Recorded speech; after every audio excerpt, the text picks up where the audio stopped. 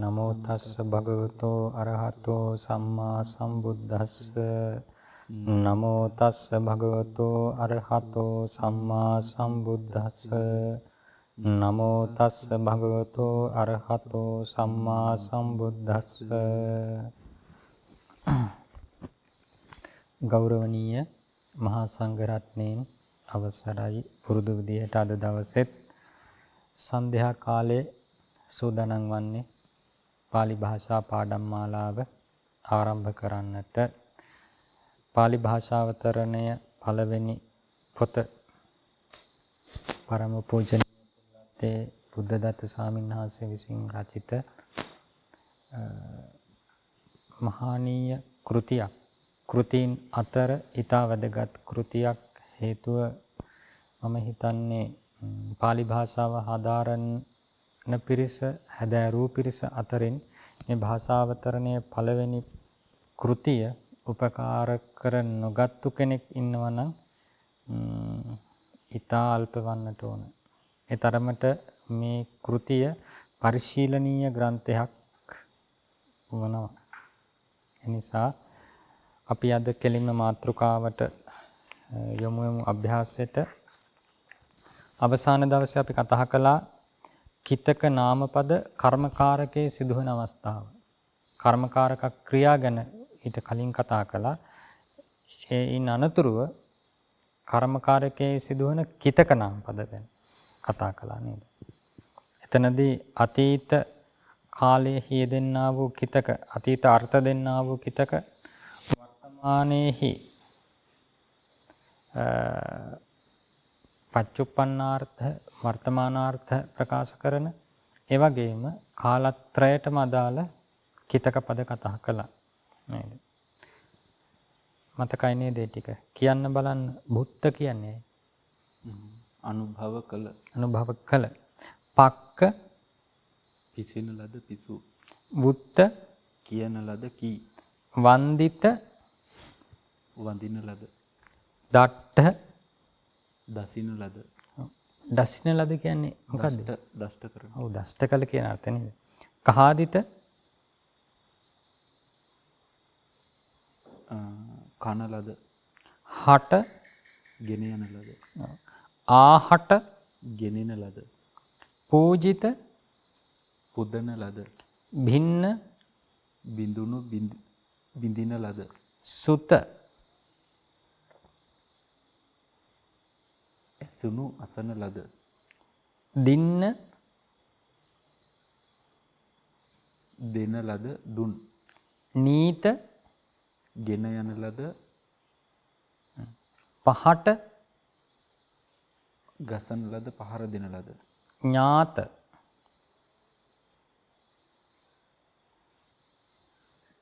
දැනගන්නා ලද දත්. චින්න කපන ලද කැපු. ඒ කියෝ වචන කොටස අතීතාර්ථයේ යෙදෙන්නේ නේද? ඊළඟට මාන ප්‍රත්‍යය දෙනවා. භුංජීයමාන අනුභව කරනු ලබන. ආහාරීයමාන ගෙනෙනු ලබන. නීයමාන ගෙන යනු ලබන. පහරීයමාන ගසනු ලබන. මුච්ඡමාන කියනු ලබන. පච්චමාන පිසිනු ලබන. වන්දීයමාන වඳිනු ලබන. දීයමාන දෙනු ලබන. ඔව් ඒ ටික නම් පැහැදිලි. කොහොමත් මාන ප්‍රත්‍ය අපි යොදාගන්නේ වර්තමාන කාල අවස්ථාවේදී. ඊළඟට වන්දි තබ්බ වැඳිය යුතු. පචිතබ්බ පිසිය යුතු. දාතබ්බ දිය යුතු. දේසේතබ්බ දෙසිය යුතු. කාතබ්බ කෑ යුතු. භුඤ්ජිතබ්බ අනුභව කළ යුතු හරිතබ්බ ගෙන යා යුතු චින්දිතබ්බ සිඳිය යුතු කැපිය යුතු. ඔව්. අවසානයේ ඒ කතා කළ නැත්නම් ඒ කියපු කර්මකාරක කිතක මොන කාලයටද අදාළ? අවසාන ටික කාලත්‍රයටම අදාළයි නේද? කාලත්‍රයටම තියෙනවා. වර්තමාන අතීත අනාගත ඕනේ අවස්ථාවකට ඒක මේ කියපු වචන ටික අපට පාවිච්චි කරන්නට පුළුවන්. ඊළඟට අභ්‍යාසාංක 29 සිංහලට නැගී යුතුයි කියන්න බලන්න. 1 කඤ්ඤාය පචිතම් භත්තං සුනකේන භුත්තං හෝති. තරුණිය විසින් පිසූ බත බල්ලා විසින් කන ලදී. ඔව්. කඤ්ඤාය තතිය ඒක වචන පචිතං අතීත කිතකයක් භත්තං පඨම ඒක වචන සුනකේන කිතකයක්. භත්තං කියන එක. ඒත් කිතක. එහෙමයි. ඒක මේ පඨම ඒක වචනෙට වර්ණ පචිතං භත්තං. ඔව් පඨම ඒක වචනය. සුනකේන තතියා ඒක වචනයි භුත්තං ඒත් පඨම ඒක වචනයි. ඔව්.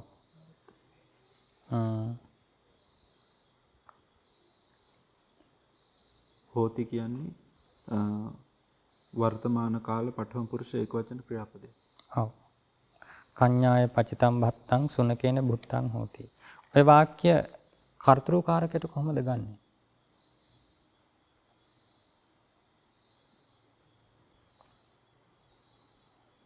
මේ වාක්‍යයේ තේරුම කන්‍යාව විසින් පිසූ බත සුනකයා විසින් අනුභව කරන ලදී.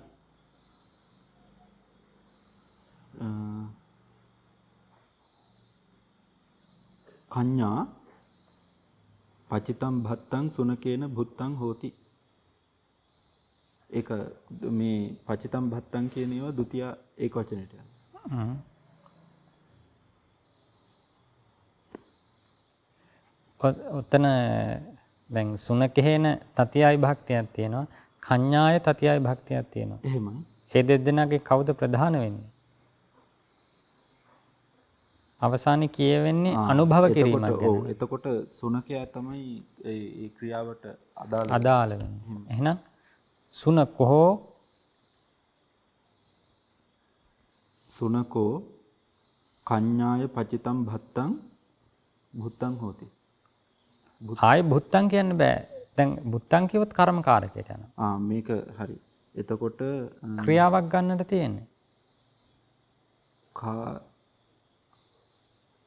භුත්ත කියන එක භුඤ්ජති ක්‍රියාව අතීත මොකද්ද? භුංජි. භුංජි නේද? ඔව්. එහෙනම් ඔය වාක්‍ය කර්තෘකාරකේ හදා ගන්න පුළුවන්. සුනකෝ කඤ්ඤාය පචිතං භත්තං භුංජි. භුංජි එහෙමයි. පැහැදිලිද? එහෙමයි. අන්න ඒ ආකාර දෙකම අපට පුළුවන් වෙන්නට ඕන. කලින් අභ්‍යාසයේදී අපි කතා කරා නේද මේ කතා කරා. කර්තෘකාරක කර්මකාරකට නම් වන අවස්ථාව. එතනත් කතා කළේ කර්මකාරක ක්‍රියා යෙදුණු අවස්ථාවක කොහොමද කර්තෘකාරකට හරව ගන්න කියලා නේද? කර්තෘකාරකට හරව ගන්න. මෙතනදී කර්මකාරක කිතක යෙදලා තියෙන්නේ. එතනත් අපි දැනුවත් වන්නට ඕන කොහොමද කර්තෘකාරකට හරව ගන්න කියලා. පරිවර්තනය කරගන්නේ. එතකොට පළවෙනි වාක්‍යයේ පාඩමට අදාළ වචන පචිතං සහ භුත්තං නේද? අතීත කිතක කර්මකාරක. ඊළඟ දෙවෙනි වාක්‍යය භත්තං කියන එකත් එතන කිතකයක්ද සම්? භත්තං කිතකයක් තාවම අපට මෙතනදී ඒක අපට කියලා දුන්නේ නැහැ මේ පාඩමේ තාම. එහෙමයි භත්තං කියන එක නාම පදයක් නේ. නෝ නාම පදයක්. ඒ නාම පදේ හැදෙන්නේ භත්තං කියන එකත් හැදලා තියෙන්නේ අනුභව කිරීම ධාතුවෙන් කියලා බොහෝ කොට ගන්නට පුළුවන්. ඒකාන්ත වශයෙන් මන්ට කියන්න මතකයක් නැහැ ඒක. නමුත් කිතකයකින් තමයි කිතකයකින් නෙමෙයි මොකද ක්‍රියා ධාතුවකින් හැදුණු නාමයක් කිතකයක් ඔය පදේ.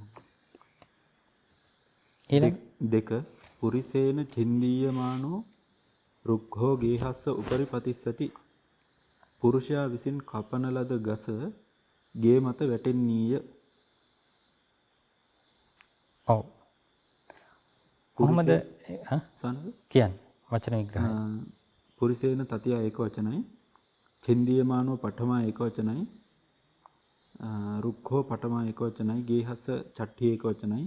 උපරි නිපාතයක්. පතිස්සති අනාගත කාල පඨම පුරුෂ ඒක වචන ක්‍රියාපදයක්. ඔව්.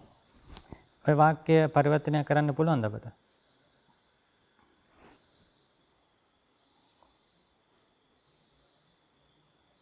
බෑසන්. බෑ. ඕක කොහොමත් කර්තෘකාරක වාක්‍යයක්. පතිස්සති.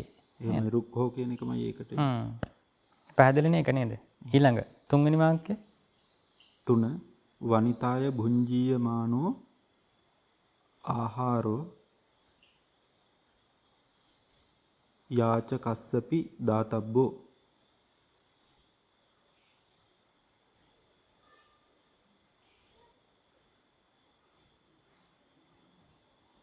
ස්ත්‍රිය විසින් පිසින ලද ආහාරය යාචකයන්ටද දිය යුතු. යාචකස්සපි යාචකයාටද නැත්නම් යාචකයාටත් එක වචනෙන් තියෙන්නට ඕන.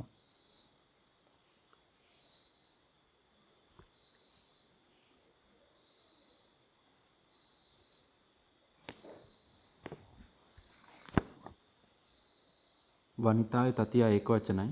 ඔව්. භුංජීයමානෝ පඨමා ඒක වචනයි. ආහාරෝ පඨමා ඒක වචනයි. යාචකස්ස චතුත්ථී ඒක වචනයි. පි නිපාතයක්. දාතබ්බෝ මේක අනාගත කාලෙන්. ඔව් මේක කාලත්‍රය ත්‍රිකාලික කිතකයක්. තබ්බ අනී තබ්බ වගේ කියන්නේ කොහොමද සාහස? කාලත්‍රයටමයි තිය කියලා එතකොට ගන්න. ඔව්. දැන් අපි කියනකොට ඔව්. මෙතන අපට අවසානයේ කියලා තුනේ කර්මකාරකයේ සිදු වූ කාලත්‍රයට ප්‍රකාශ කරන කිතක පද. පුරුෂය පඨම පුරුෂ එහෙමම. ඔව් මෙතන පුරුෂය නම් වන්නට ඕන. ඔව්. පඨම පුරුෂ ඒක වචන කිතකයක්. ඒ ප්‍රමාණය. ඒක බලා ගන්නනේ.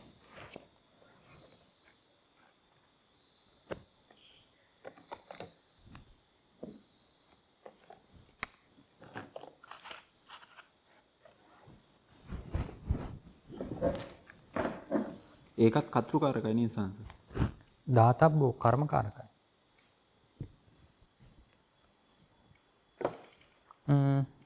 පළවෙනි වාක්‍ය බලන්න. පළවෙනි වාක්‍ය පචිතං භත්තං සුනකේන බුත්තං නේද? පචිතං භත්තං සුනකේන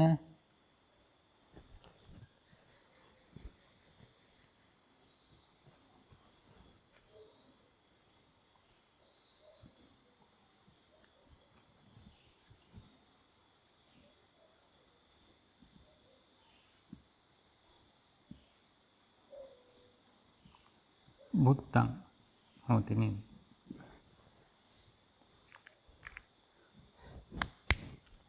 මේ වාක්‍යය එතකොට අවසාන ක්‍රියාව පිළිහිටවන්නේ මේ හෝති කියලා මොන පදේ දිහා බලාගෙනද? මේ භත්තං නේද? එහෙම. භත්තං කියන නාම පදේ. එයයි මෙතනදී උක්ත වන්නේ. නැත්නම් කර්ම පදේ තමයි උක්ත වෙලා තියෙන්නේ. හොඳට මතක තියාගන්න එහෙනම් අපි කියවේ තුල්‍යාධිකරණ අවස්ථාවේදී නාම විශේෂණයක තුල්‍යාධිකරණ අවස්ථාවේදී අපි කාරණා තුනක් කියව නේද?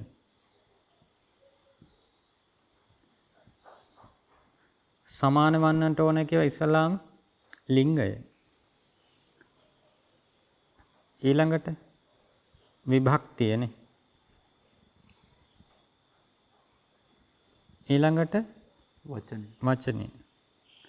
ඒක වචන හෝ බහුවචන භාවය. මෙතනදිත් ඒ වගේ තමයි එහෙනම්. භත්තං කුමන බතක්ද? පචිතං භත්තං නේද? පිසින ලද බත. භත්තං කියන එක නපුංසක ලිංගු නිසා පචිත කියන පදයක් දැන් පචිත මේ කිතකේ අවශ්‍ය නම් තුන් ලිංගුවටම අපිට වරණම් වන්නට පුළුවන්. ඕදනෝ කියවත් පචිතෝ කියන්න පුළුවන් නේද? ඉත්තිලිංගේ කුමක් හෝ ආහාරයක් ගත්තොත් පචිතා කියන්නත් පුළුවන්. නපුංසක ලිංගුවේදී පචිතං කියලා ඒ ලිංගුවට වරණම් වන්නට පුළුවන්. මේ පුල්ලිංග, මේ ඉත්තිලිංග, මේ නපුංසක ලිංග. මෙතනට ගැලපෙන්නේ මොකද්ද? භත්තං නපුංසක ලිංගුයි. ඒක නිසා පචිතං කියලා ගන්නට ඕන. ඒ වගේම භත්තං ඒක වචනයි. එහෙනම් පචිතං ඒක වචන කරන්නට ඕන. භත්තං පඨමා විභක්තියෙන් ඉන්නේ. ඒක නිසා පචිතං කියලා පඨමා විභක්තියෙන් ගන්නට ඕන. ඔන්න මේ කියපු කාරණා තුන සම්පූර්ණ වුණා එහෙනම්. පචිතං කියන පදේ. ඊට පස්සේ බලන්න මේ බුත්තං කියන පදයට මේ භත්තං කියන වචනය හා සමගම සම්බන්ධයි. අනුභව කරන ලදී කුමක්ද? මේ බත. බුත්තං යන්නේ කුමක්ද? මේ භත්තං නේද? ඒ බතම. එහෙනම් ඒ බුත්තං කියන කිතකයත් ලිංග විභක්ති වචන වශයෙන් නපුංසක ලිංගු ඒක වචන පඨමා විභක්ති. නපුංසක ලිංගු ඒක වචන පඨමා විභක්ති. ලිංග විභක්ති වචන සමාන වන්නට ඕන නේද? පැහැදිලිනේ? මේ වාක්‍ය අපි කර්තෘකාරකයට අවශ්‍ය නම් හරව ගන්නට පුළුවන්. පචිතං භත්තං සුනකේන භුත්තං හෝති කියන එක සුනකෝ අමුලට මෙතන කඤ්ඤායි කියලා තිබ්බනේ. එහෙමයි. සුනකෝ කොහොමද දෙන්නට ඕන? සුනකෝ කඤ්ඤාය පචිතං භත්තං භුංජි. කඤ්ඤාය පචිතං භත්තං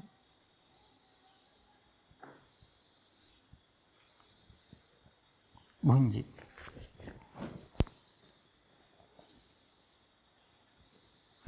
මෙතනදී හොඳට මේ වාක්‍යය එතකොට සුනකෝ පඨමා විභක්ති ඒකවචන පුල්ලිංගු. ඒක නිසා භුංජි කියලා පඨම පුරුෂයෙන් අතීත කාලයෙන් පිහිටෙව්වා. හේතු අතීත කාලේ පිහිටෙව්වයි මෙන්න මේ බුත්තං කියන කිතකේ නිසා.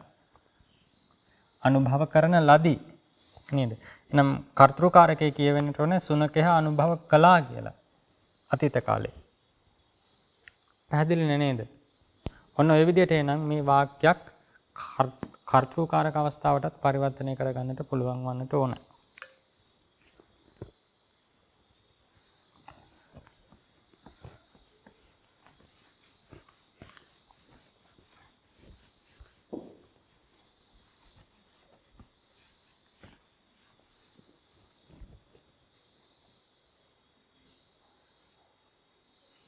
ඊළඟට තුන්වෙනි වාක්‍යයේදී කීවා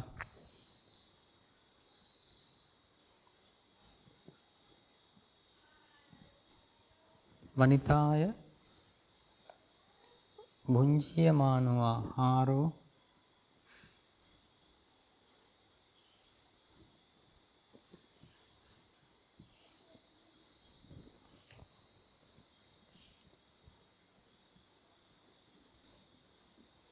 යාචකස්සපි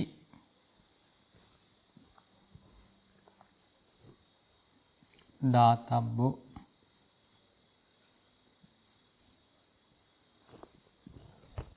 මේ වාක්‍යයේ උක්තය මොකක්ද? ආහාරෝ. ආහාර. ආහාර. මේ තමයි වාක්‍ය උක්තය. ඊළඟට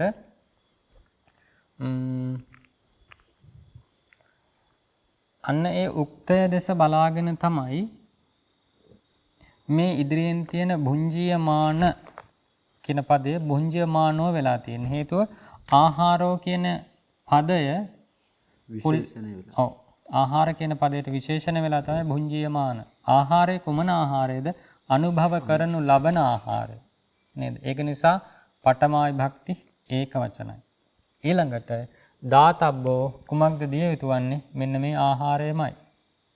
ඒක නිසා ආහාරය යම් ලිංග විභක්ති වචන භජනය කරනවද? දාතබ්බ ලිංග විභක්ති වචන සමාන වන්නට ඕනයි. ඒක නිසායි දාතබ්බෝ කියලා ආවේ. එහෙම නැත්නම් ඔය දාතබ්බ දිය යුතු නේද? මේකත් පුල්ලිංගෙදි දාතබ්බෝ කියලා අපට වර්ණම් වන්න පුළුවන්. ඉත්තිලිංගෙදි දාතබ්බා, නපුංසක ලිංගුවේදී දාතබ්බං.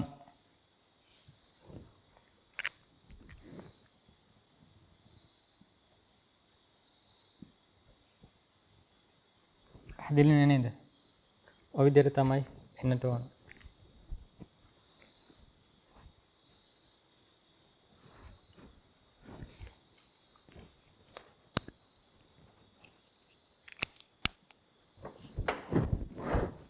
ඒක කතෘකාරයකට ආපුවාම වනිතාය කියන එක කතෘ වෙනවද සානස? ඔය වාක්‍ය කර්තෘකාරකයට පෙරලන්නට බෑ. බෑ නේ සානස. මොකද දාතබ්බ කියන එක ස්වභාවයෙන්ම කර්මකාරක අවස්ථාවමයි පිළිටන්නේ. කියන්නේ යුතුයි කියන අදහස අපි ප්‍රකාශ කරන්නෙම කර්මකාරක අවස්ථාවේදී. අපිට තබ්බානීය තබ්බ ප්‍රත්‍ය විතරයිනේ මේක තාම කියලා දුන්නේ. තව ඉස්සරහට තබ්බානීය ප්‍රත්‍ය කිහිපයක් මුණ ගැසෙනවා. ඒවයින් අදහස් වන්නේ මේ යුතුයි කියන අදහස. යුතුයි. මේ යමක් යුතු වෙනවද, කළ යුතු වෙනවද? ඒ අදහස ප්‍රකාශ කරන්නේ කර්මකාරකයේදීමයි. ඒක නිසා ওই වාක්‍ය ওই විදිහටම තමයි පිළිටන්නේ. නේද? මෙතනදී කියන්න මට අවශ්‍ය වුණේ පළවෙනි වාක්‍යයෙන් අපි උදාහරණයක් කතා කළා. එහෙනම් කොයි විදිහටද අතීත කිතකයක් යෙදුනහම ඊට අනුව නේද? ඊට අනුව විශේෂණය වෙනස් කරගන්නවා. ඒ වගේම බුත්තං හෝති එතනදී අවසාන ක්‍රියාව වෙනුවට කිතක යෙදුනේදී ඒ කිතකයත් එහෙනම් උක්තේ අනුව වෙනස් කරන්නට ඕන ලිංග විභක්ති වචන. ඊළඟට දාතබ්බ වගේ තබ්බ ප්‍රත්‍ය යෙදුනහම ඒ තබ්බ ප්‍රත්‍යයත් ලිංග විභක්ති වචන භජනය කරනවා උක්තේ අනුව. අන්නේ කරුණු දෙක පැහැදිලි නම් ඔය අභ්‍යාසය කරගෙන යන්න පුළුවන්. එතකොට සංසේ තබ්බ ප්‍රත්‍යයෙන් අවසන් වෙන ක්‍රියාපදයක් කතෘකාරකයට දාන්න බෑ කියලා ගන්න පුළුවන්ද? තබ්බ ප්‍රත්‍යයෙන් අවසන් වන දැන් මේක කතෘකාරකයට දාන්න බැරි අවසානයේ තබ්බ කියලා විල්ල තියෙන හින්දා ඒක කර්මකාරකමයි කියලා කිව්වනේ. ඔව්. එතකොට දැන් තබ්බ ප්‍රත්‍ය අවසානයේ එන ඕනම මේ ක්‍රියාපදයකින් ආවොත් නැත්තම් වැඩිපුර කොටසක් හරි කියන්නේ වැඩිපුර බොහෝ විට යෙදෙන්නේ ඒක කර්මකාරකම තමයි. ආයේ කතෘකාරකයට ගන්න බෑ කියන අදහසක් තියෙනවද එතන? එතකොට ඒ කියන්නේ තබ්බ කියන ප්‍රත්‍ය යෙදීමේ අදහසම යමක් කළ යුතුයි කියන අදහස. එහෙම. මේ භාෂාවේ ස්වභාවයෙන්ම සිංහල භාෂාවෙත් එහෙමයි. දැන් අපි සිංහල කතා කරද්දී සමහර විට කියනවා යුතුයි. ඔබ විසින් එය කළ යුතුයි. අන්න හරි. එහෙමයි. දැන් අපි කියනවා මේ අපි යා යුතුයි කියලා. සිංහල ව්‍යාකරණයට වැරදි. අපි යා යුතුයි කියලා කියන්නට බෑ. නේද? අපි කළ යුතුයි වැරදි. අප කළ යුතුයි. අප කළ යුතුයි. අන්නේ යුතුයි කියන අදහස කර්මකාරක අවස්ථාවකම යෙදෙන්නේ. ඒක නිසා මෙතන දාතබ්බ ඔය කර්මකාරක අවස්ථාවකම තමයි තියෙන්නේ. ඒක pāli භාෂාවෙත් එහෙමයි, අපේ සිංහලෙත් ඒ කාරණේ එහෙමමයි. නමුත් ඔය දාතබ්බ හැදෙන්නේ මොන ක්‍රියා ධාතුවෙන්ද? දා ධාතුවෙන්. දා ධාතුව සකර්මක ධාතුවක්. එයා වෙනස් කරන්නට පුළුවන් කර්මකාරකයට දා ධාතුවෙන් හැදෙන ක්‍රියාව කර්මකාරකයට කර්මකාරකේ කර්තෘකාරකයට එහෙම මාරු කරන්න පුළුවන් ක්‍රියාව. ඒ තුන්වෙනි වාක්‍යය එතකොට දාතබ්බෝ නේද? විශේෂ අවසාන ක්‍රියාවක් නැහැ වාක්‍ය අවසන් කරන්නට. අවශ්‍ය නම් අපිට දාගන්න පුළුවන් මොකද්ද? හෝති නේද? හෝති කියලා දාගන්නට පුළුවන්. මොකද මුලින් ඉඳන් බලාගෙන ආපුවම වනිතාය නාමයක්, භුඤ්ජියමානෝ නාමයක්, ආහාරෝ නාමයක්, යාචකස්ස නාමයක්, පි නිපාතයක්. ඒ කියන්නේ නිපාත නාමයක්. දාතබ්බෝ කිතක නාමයක්. එන වාක්‍යයේ ක්‍රියාවක් නැහැ නේද?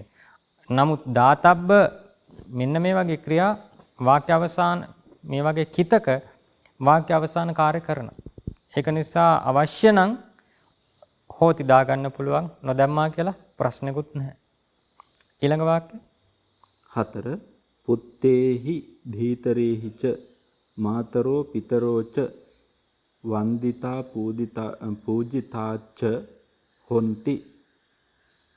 පුතුන් විසින්ද දියණියන් විසින්ද මව්වරුද පියවරුද වඳින ලද්දාහද පුදන ලද්දාහද වෙත්. නේද? ඒ වාක්‍ය පරිවර්තනය ගන්නදී පුත්තේහි ධීතරේහිච කියන එක පුත්තේහිච ධීතරේහිච කියලා චකාරය ඔය තැන් දෙකටම යොදලා ගන්නවට ඕන නේද? පුතුන් විසින්ද දියණියන් විසින්ද මාතරෝච පිතරෝච මව්වරුද පියවරුද අන්නේ විදිහට එන්නට උනේ. ඊළඟට වන්දිතාච පූජිතාච වඳිනු ලැබුවාහුද පුදනු ලැබුවාහුද හොන්ති වෙත්. පැහැදිලිනේ? එතකොට ඒ වාක්‍යයේ වන්දිතා පූජිතා ඒ කිතක පිහිටවන්නේ මොන නාමපද දෙස බලාගෙනද? මාතරෝ පිතරෝ නේද? වාක්‍ය විග්‍රහය වචන විග්‍රහය පුත්තේහි තතියා බහුවචනයි ධීතරේහි තතියා බහුවචනයි ච නිපාතයක් මාතරෝ පඨමා බහුවචනයි පිතරෝ පඨමා බහුවචනයි ච නිපාතයක් වන්දිතා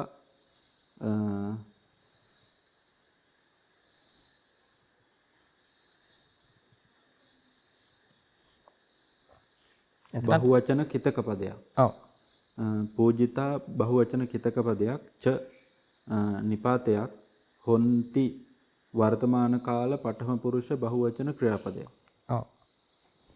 වන්දිත පූජිත වන්දිතා පූජිතා කියන තැන්වල විභක්ති නැංවනට පෙර ආතුව හැදෙන කිතකය තමයි වන්දිත. එහෙනම් කල්පනා කරලා බලන්න වන්දිත කියන මූල රූපය වන්දිතා කියලා බගට පත්වන්නේ ඒක වචන බහුවචන. ඒ වගේම ඉත්තිලිංග පුල්ලිංග. ඊට පස්සේ මොන විභක්තියද? අන්නේ විදිහට කල්පනා කරා නම් හරි. ඊළඟ වාක්‍ය 5 සබ්බේහි බුද්ධෝ වන්දිතබ්බෝ හෝති.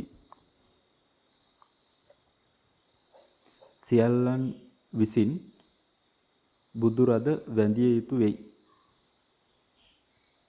ඔව්. සබ්බේහි තතියා බහුවචනයි බුද්ධෝ පඨමා ඒකවචනයි වන්දිතබ්බෝ පඨමා ඒකවචනයි කිතක පදයක් හෝති වර්තමාන කාල පඨම පුරුෂ ඒකවචන ක්‍රියාපදයක්. ඔව්.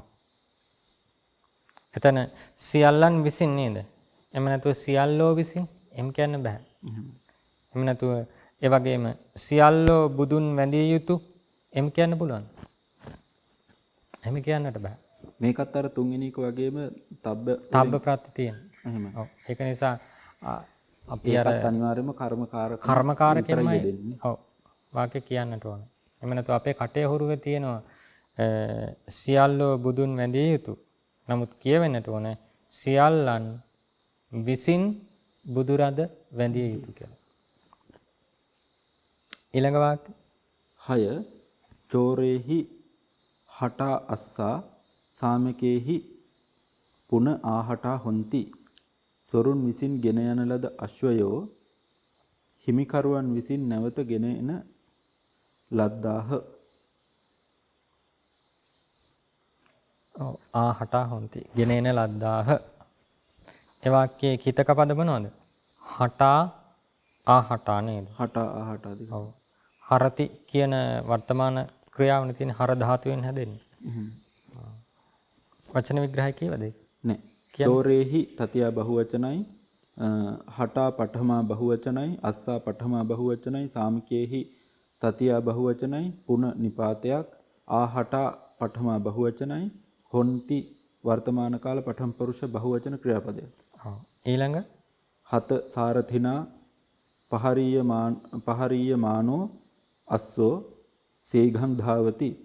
රථාචාර්යයා විසින් පහර දෙන අශ්වයා වහා දුවයි. ඔව්. සාරථිනා තතියා ඒකවචනයි පහරීයමානෝ පඨමා ඒකවචනයි අස්සෝ පඨමා ඒකවචනයි සීඝං නිපාතයක් ධාවති වර්තමාන කාල පඨම පුරුෂ ඒකවචන ක්‍රියාපදයක්. ඔව්. ඒ වාක්‍ය කර්තෘකාරකද කර්මකාරකද? මේක කර්තෘකාරකයි සම්. කර්තෘකාරකයි. ඔය වාක්‍ය කර්මකාරකයට දාන්න පුළුවන්ද අපිට?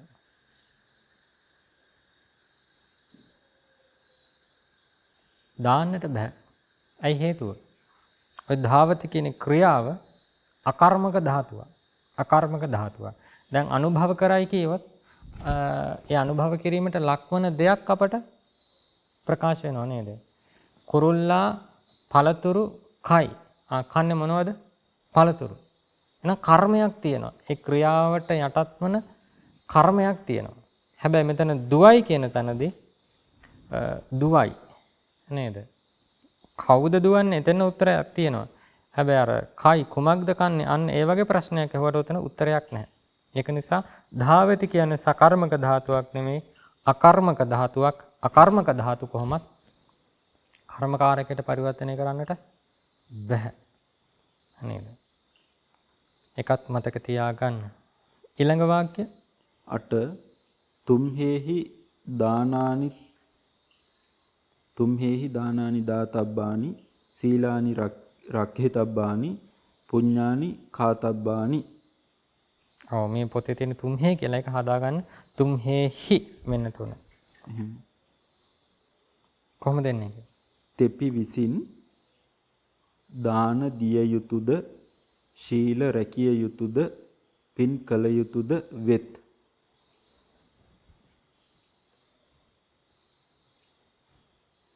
ඔව්. තුම්හෙහි තතියා බහුවචනයි දානානි පඨමා බහුවචනයි දාතබ්බානි පඨමා බහුවචනයි සීලානි පඨමා බහුවචනයි රක්ඛිතබ්බානි පඨමා බහුවචනයි පුඤ්ඤානි කාතබ්බානි දෙකම ඒත් පඨමා බහුවචන. ඔව්. තොපි විසින් නෙමෙයි නේද? තොප විසින්. තොප විසින්. තෙපි. ඔව්. තෝ තෙපි තොපි පඨමා විභක්තිය සිංහලදී එන්නේ. තෝ තෙපි තොපි. තොප විසින්. තොප. තොප. ඒක වචනේ නම් තා. තා විසින් තොප විසින් මතක තියාගන්න. තා විසින් තොප විසින්. සිංහල ව්‍යාකරණය. කමක් නැහැ ඒ කරුණත් අපි මතක තියාගමු. ඊළඟ වාක්‍ය 9 මයා දීයමානං භුංජිතුං බහු යාචකා ආගතා මා විසින් දෙන මම ඒකේ වරහන් ඇතුළේ ලියුව සංස දෑ කියලා දෙන කියන වචන විතරක් තනියෙන් තියන්න බැරි නිසා දීයමානං. ඔව්. ප්‍රශ්නයක් නෑ ගන්න. එහෙමයි. දෙනු ලබන දෑ. දෙනු ලබන දෑ අනුභව කිරීමට බොහෝ යාචකයෝ පැමිණෙන ලදහ. පැමිණෙන ලදහ කියන්නට බෑ.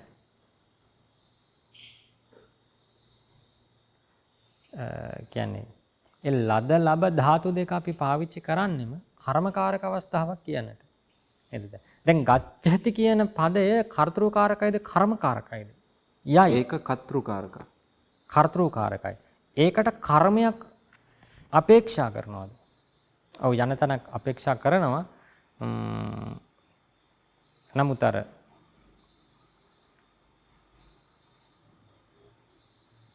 පුරිසෝ ගාමං ගච්ඡති කියද්දි ගාමෝ පුරිසේන ගච්ඡති යති. ඒ විදිහට ගන්නටත් පුළුවන් ප්‍රශ්නයක් නැහැ තමයි.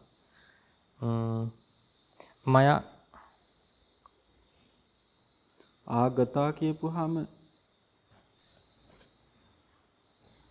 අතීත කිතකයක් නෙමෙයි. අතීත කිතකයක්. නමුත් එතන අර පැමිණෙන ලදහ නෙමෙයි. පැමිණියහ. පැමිණියහ. ආවා කියලා. කෙලින්ම ඔය කියන්නේ. කියන්නේ බහෝ යාචක ආගත. බොහෝ යාචකයෝ පැමිණියහ. යාචකයන්ගේ ක්‍රියාවමයි උතරින් ප්‍රකාශ කරන්නේ. ඔය ආගතාව වෙනුවට අතීත ක්‍රියාව දැම්මොත් එහෙනම් මොකක්ද වෙන්නේ? ආගච්ඡෙන්සු. කෙලින්ම ආගච්ඡෙන්සු. වෙනසක් වෙන්නේ නැහැ. කර්මකාරකයට පරිවර්තනයක් නැහැ. බහෝ යාචක ආගච්ඡෙන්සු. එහෙනම් ඔතනදී ආගතා කියන කිතකය කර්තෘකාරක අතීත ක්‍රියාවේ කාර්යය සිදු කරලා තියෙනවා. ඔය වාක්‍යෙම කියන්න පුළුවන් මයා දීයමානං භුංජිතුං බහෝ යාචක ආගච්ඡෙන්සු කියලා. ආගච්ඡින්සු. ආගච්ඡින්සු. පැහැදිලි නේද? ඒ ආගච්ඡින්සු ක්‍රියාව වෙනුවට තමයි තියෙන්නේ ආගතා කියලා. ඒකයි කියවතන කර්මකාරක අවස්ථාවක් නෙමෙයි ඔය තියෙන්නේ. කර්තෘකාරකයේම ඒ අවසාන ක්‍රියාව වෙනුවට කිතකයක් යෙදුණු අවස්ථාවක් ඔය තියෙන්නේ. ඒක නිසා අවසන් වන්නට ඕන පැමිණියහ.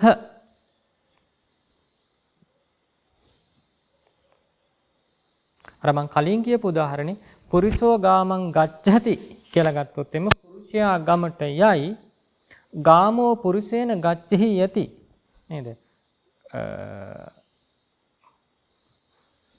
පුරුෂයා විසින් ගම යේ යනු ලැබේ. අන්න ඒ වගේ අදහසක් තමයි. ඒ කියන්නේ එතනොත් ප්‍රකාශ වන්නේ ගමට යනවා කියන අදහසම තමයි. ඒක තව දිගුවක් හිතලා බලන්නට අවශ්‍ය වෙනවා. ඊළඟ වාක්‍ය 10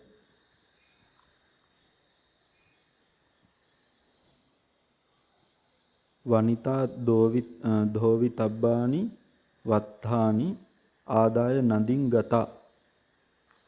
අන්න එතන ගතා කියන තැන අර කලින්ක අන්න හරි. කවුරු දිහා බලන්න තියන්නේ ගතා කියලා? වනිතා දිහා. වනිතා දිහා බලාගෙන නේද? වනිතා නාමපදයේ දෙස බලාගෙන වනිතා ගතා හෝති. එහෙනම් ඕකම ක්‍රියාවකින් කියවොත් කොහොමද එන්නේ? වනිතා ඒ කිව්වසම කියන්නේ ගතා හෝති කියලා දාන්නේ නැතුව අපි උතනට ක්‍රියාවක් දානවා කිතක වෙනකොට. මොකක්ද දාන්නේ? ගියාය. ගියාය. එතකොට වනිතා ගච්ඡි කියලා ගන්න පුළුවන් නේද? වනිතා ගච්ඡි. ගච්ඡි එහෙම. ඔව්.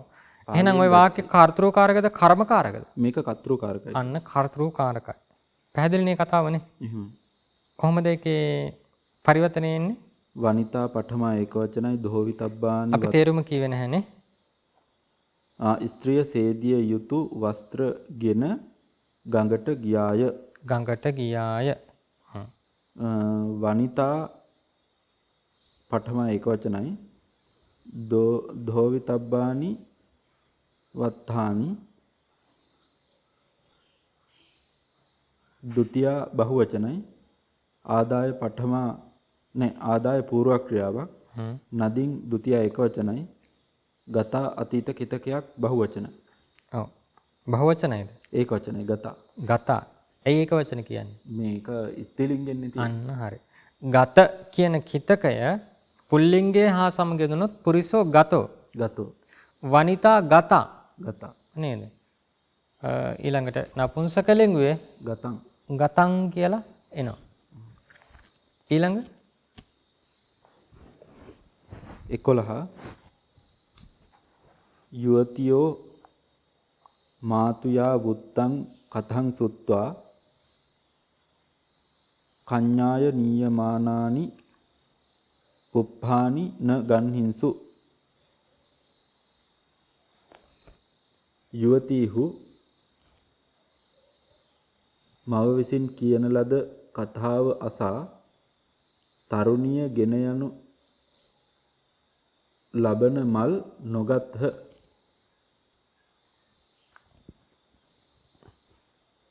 ආයෙත් කියන්න බලන්න.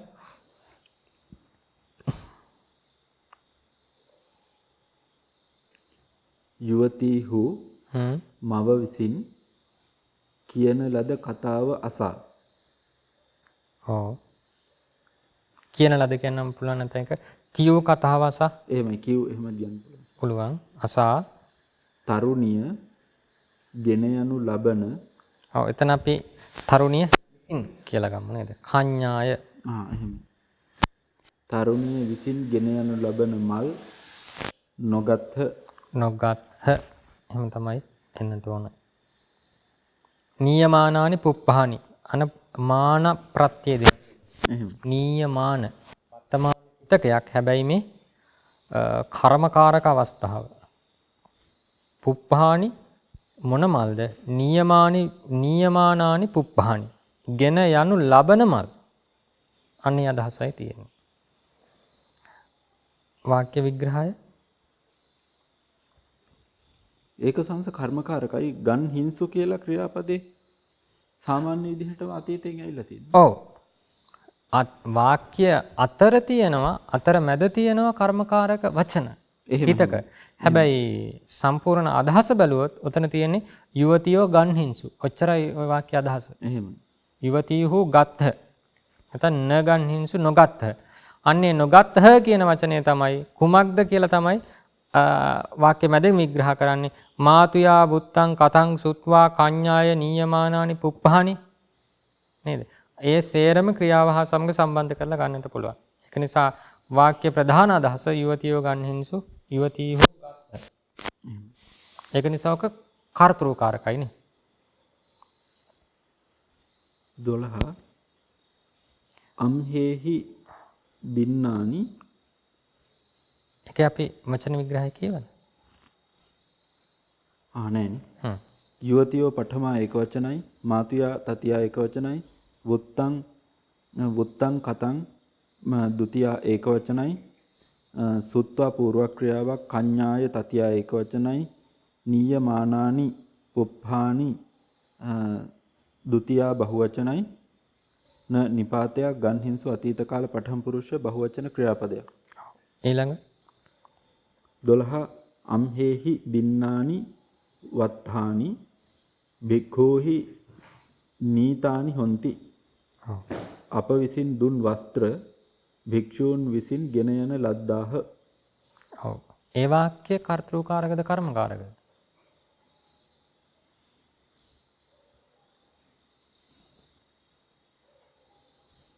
ඒක මේ කර්මකාරකයි සර්. ඒ වාක්‍ය කර්මකාරකයි.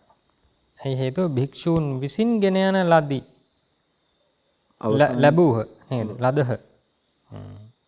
එහෙනම් ওই වාක්‍ය අපට කර්තෘකාරකට හරවන්නට පුළුවන්. කොහොමද දෙන්නට ඕන? භික්ෂූහු අප දුන් වස්ත්‍ර ගෙන ගියහ රැගෙන ගියහ කියලා අතීත කාලෙන් අපට පිහිටවන්නට පුළුවන් නේද? ක්‍රියාවක් දාලා. කොහොමද දෙන්නට ඕන? භික්ඛූ අම්හෙහි දින්නානි වත්තානි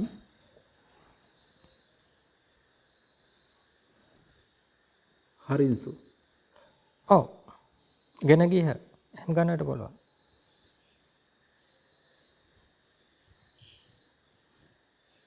ඒකේ නැත්තම් නීතානි කියන එකෙන්ම ගත්තොත් ණයති. ණයති කියන එකේ අතීත බහුවචන කොහොමද දෙන්නේ? පචින්සු වගේ නයින්සු කියලා. නයින්සු කියලා ගන්න පුළුවන්. ඒ ණයත කියන වචනේ මම තාම දන්නේ. ඔව් ණයති. පමුණුන කියන අදහස තියෙන්නේ. ණයත කියන්නේ පමුණුන. ඔව්. එහෙම. ඒ ණයත කියන එකේ කිතක තමයි මේ තියෙන්නේ. මොකද නී ධාතුවෙනුයි ඔය හැදෙන්නේ.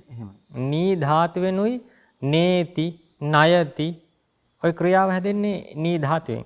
මෙතනදී නීත කියන කිතක හැදලා තියෙන්නේ නී ධාතුවෙන්. නී පාපුණනේ. ඒක නිසා මේ නීතානි කියන කිතකයට අදාළ අපි සාමාන්‍ය අවස්ථාවේ ක්‍රියාව ගත්තොත් නේති නැත්නම් ණයති අනේ අදහස. ඊළඟ වාක්‍ය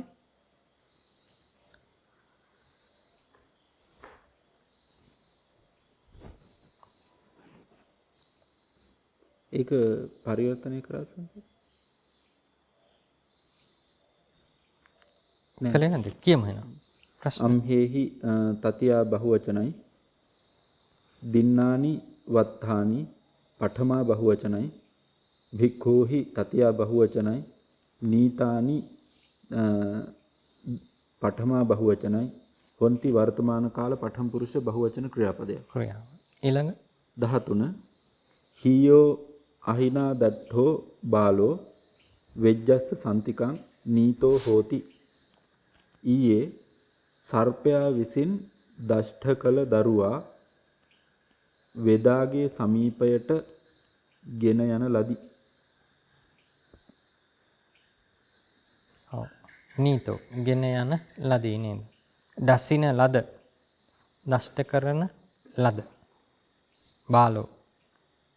එහෙම ගන්න පුළුවන්.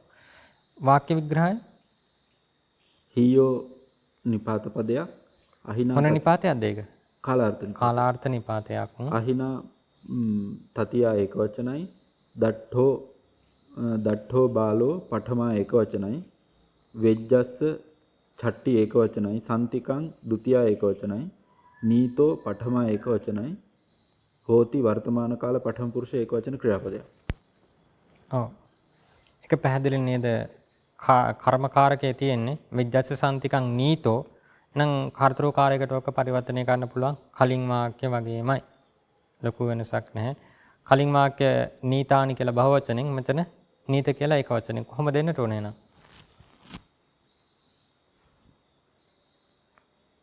අහිනා දට්ඨෝ බාලෝ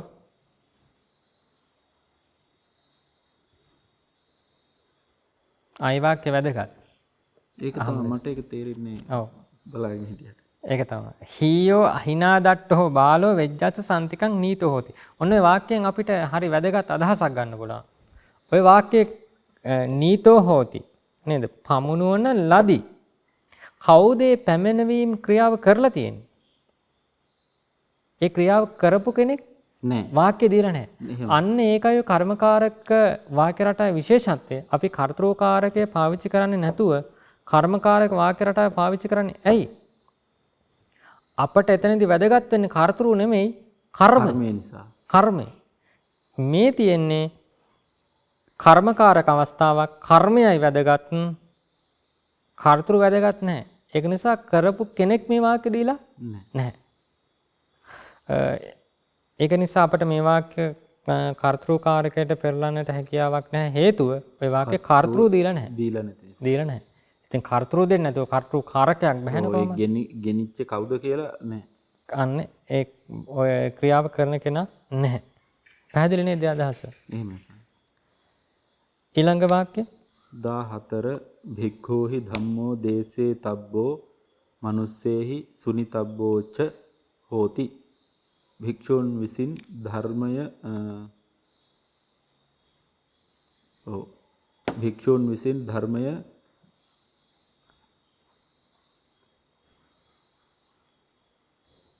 දේසේ තබ්බෝ හෝති.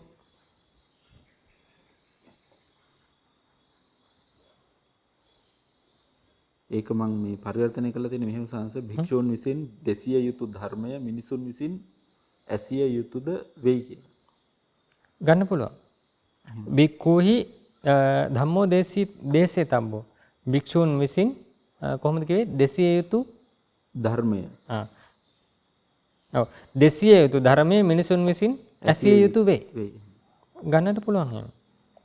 ඔය පද පිළිවෙලටම පරිවර්තනය කරොත් භික්ෂූන් විසින් ධම්මෝ දේසේ තබ්බෝ. ධර්මය දෙසිය යුතු වෙයි. ඔව්. දෙසිය යුතු වෙයි. මිනිසුන් විසින් ඇසිය යුතු වෙයි. ඔව්. ඇසිය යුතුද වෙයි. අන්න. භික්ෂූන් ඔය චකාරය අපි තැන් දෙකටම ගලපන්නට ඕන. භික්ෂූන් විසින් ධර්මය දෙසිය යුතුද මිනිසුන් විසින් ධර්මය ඇසිය යුතුද වෙයි කියලා ගලපුවනම් හරි. කොහොමද වාක්‍ය විග්‍රහය එන්නේ? වචන විග්‍රහය. භික්ඛූහි තතියා බහුවචනයි ධම්මෝ පඨමා ඒක වචනයි දේසේ තබ්බෝ පඨමා ඒක වචනයි මනුස්සේහි තතියා බහුවචනයි සුනිතබ්බෝ පඨමා ඒක වචනයි ච නිපාතයක් හෝති වර්තමාන කාල පඨම පුරුෂ ඒක වචන ක්‍රියාපදයක්. ඔව්.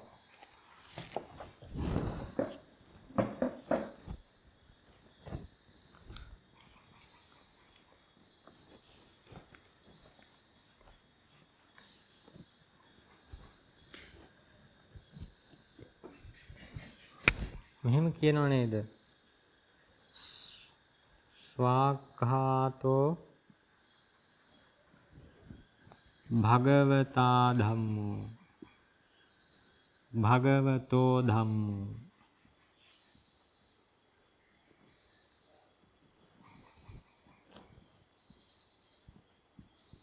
ඊට පස්සේ සන්දිට්ඨිකෝ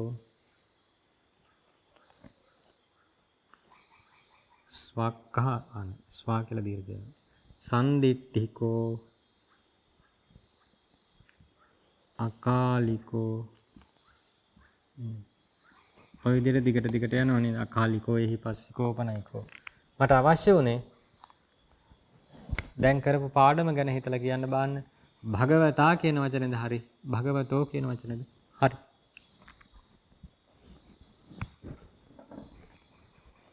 ස්වාක්ඛාතෝ භගවතා. ස්වාක්ඛාතෝ භගවතෝ.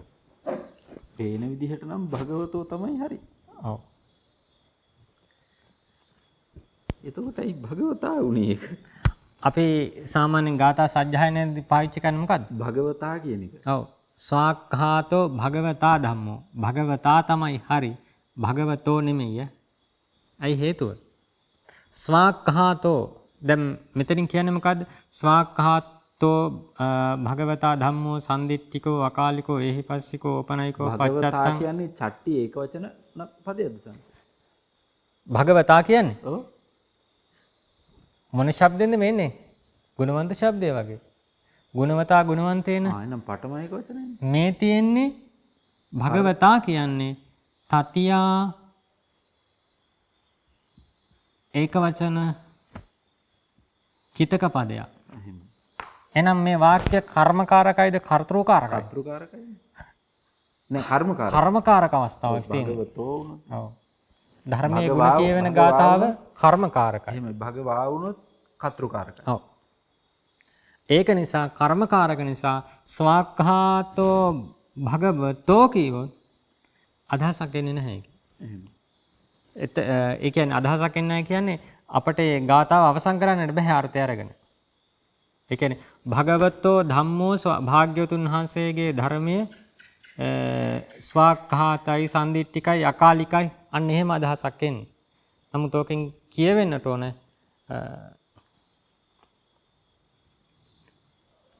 භාග්‍යවතුන් වහන්සේ විසින් සම්දිට්ඨික වූ අකාලික වූ පච්චත්තං වේදිතබ්බෝ විඤ්ඤූහි මෙබඳු වූ ධම්මෝ ස්වාක්ඛාතෝ.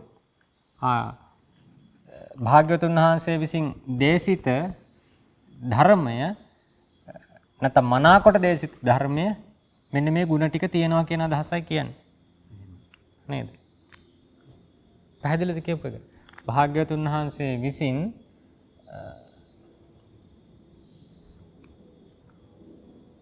ස්වාක්ඛාතෝ නේද? මනාකොට දේශනා කරන ලද ධර්මයේ මෙන්න මේ සම්දිට්ඨික ගුණයෙන් යුක්තයි. අකාලික ගුණයෙන් යුක්තයි කියලා පදෙන් පදේ අපට කඩලා තේරුම් ගන්නට පුළුවන්. එහෙම තමයි ගොඩක් නිවැරදි. මොකද මේක කර්මකාරක අවස්ථාවක් නිසා. මෙහෙමත් ගත්ත හැකි නේද? භගවතෝ ධම්මෝ සම්දිට්ඨිකෝ. භාග්‍යවතුන් වහන්සේගේ ධර්මයේ සම්දිට්ඨිකයි. භාග්‍යවතුන් වහන්සේගේ ධර්මයේ ස්වාක්ඛාතයි. හැබැයි ඒ වගේ අදහසක්ද කියන්නේ කියලා එතන අපි විමසලා බලන්න ඕන. සම්පූර්ණ ගාථාවම අරගෙන ලිහලා බලන්න දෙනවා මෙහෙම ගන්න පුළුවන්ද කියලා. ඒක ඉතින් අපට බැලුව බැලමට අර අපට අවශ්‍ය විදියට කියන්නේ ආර්ථ කඩා ගන්නට ওই ක්‍රම දෙකටම ගන්නට පුළුවන් වගේ වැටහෙනවා. නමුත් අපි එතනදී නිශ්චයකට බැස ගන්නට ඕන කොහොමද? ගාථාව සම්පූර්ණ ගාථාව. ඔව් සම්පූර්ණ ගාථා පරිවර්තනයේ ඒ සමහර කොහොමත් වාක්‍ය තියෙනවනේ සංස මේ විභක්ති දෙකක නිවැරදිව යෙදෙන. ඔව්. ඒ වගේ අවස්ථාවක් වෙන්න පුළුවන්. ඔව්. කියන්නේ ඒ වගේ තැනකදී අර අපේ හිතු මතයට යන්නේ නැතුව යන්නට තියෙන්නේ පෙළට ටීකාවට යන්න ඕන. පෙළට අට කතාවට ටීකාවට යන්නට ඕන. අන්නේ පෙළේ අට කතාවේ ටීකාවේ දෙන අදහස දිහා අපි හොඳට බලන්නට ඕන. මෙතනදී කුමන අදහසක්ද විශේෂයෙන් කියන්න ඉස්මතු කරන්න උත්සාහ කරන්නේ. ඒකට අනුව අපි නිවැරදි වෙන්නයි තියෙන්නේ. නේද? පැහැදිලි නේද? ඊළඟවා හරි. පළවෙනි කොටස ඉවරයි. පාලියට නැගිය යුතු. කියන්න බලන්න. 1. ළමයා විසින් කන ලද ගෙඩිය අනෙකකුට නොදිය යුතුය. බාලකේන ખાදිතං ඵලං අඤ්ඤස්ස න දාතබ්බෝ. කන ලද ගෙඩිය ખાදිතං ඵලං නොදිය යුතුය. කොහොමද එන්නේ? ખાදිතං ඵලං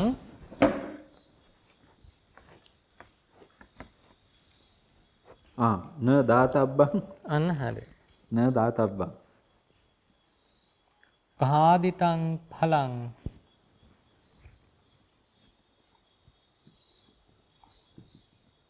න දාතබ්බං නේද?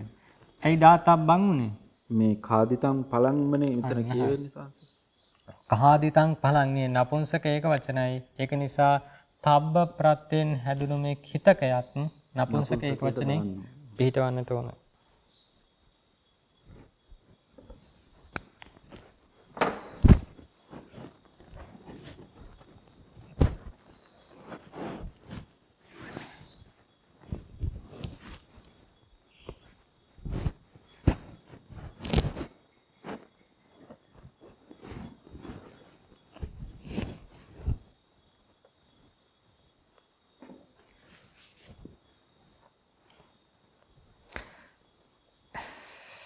ඊළඟ දෙවෙනි වාක්‍ය.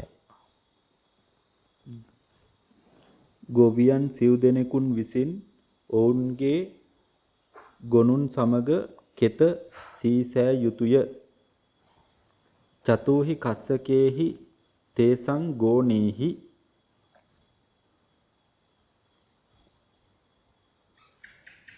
ගෝනේහි සද්ධින් කෙත්තං කසිතබ්බං.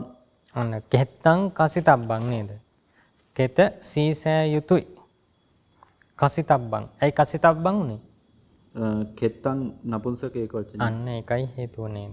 දැන් පැහැදිලි වෙන්නට ඕන මේ කියාගෙන යද්දි අපිට මේ වෙනකන් කතා කරේ නෑනේ පැහැදිලිවම ඔය තතියයි භක්තිය යෙදීම මොකද්ද කියලා. ඔන්න දැන් කියලා දෙනවා නේද? මේ කර්මකාරක අවස්ථාවේදී මේ තතියයි භක්තිය යෙදෙන්නේ.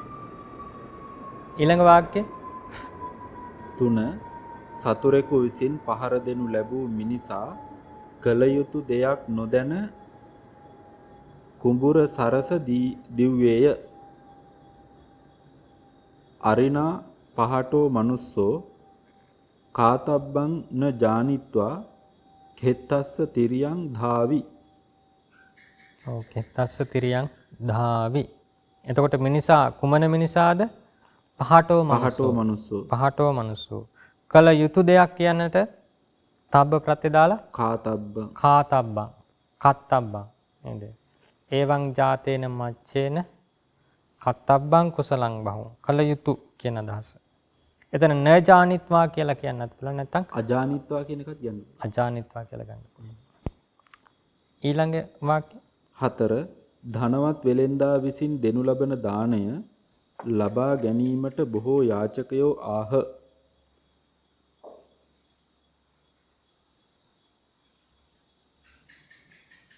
ධනවතා වාණිජේන දීයමානං දානං ගන්හිතුම් බහු යාචකා ආගච්ඡෙන්සු.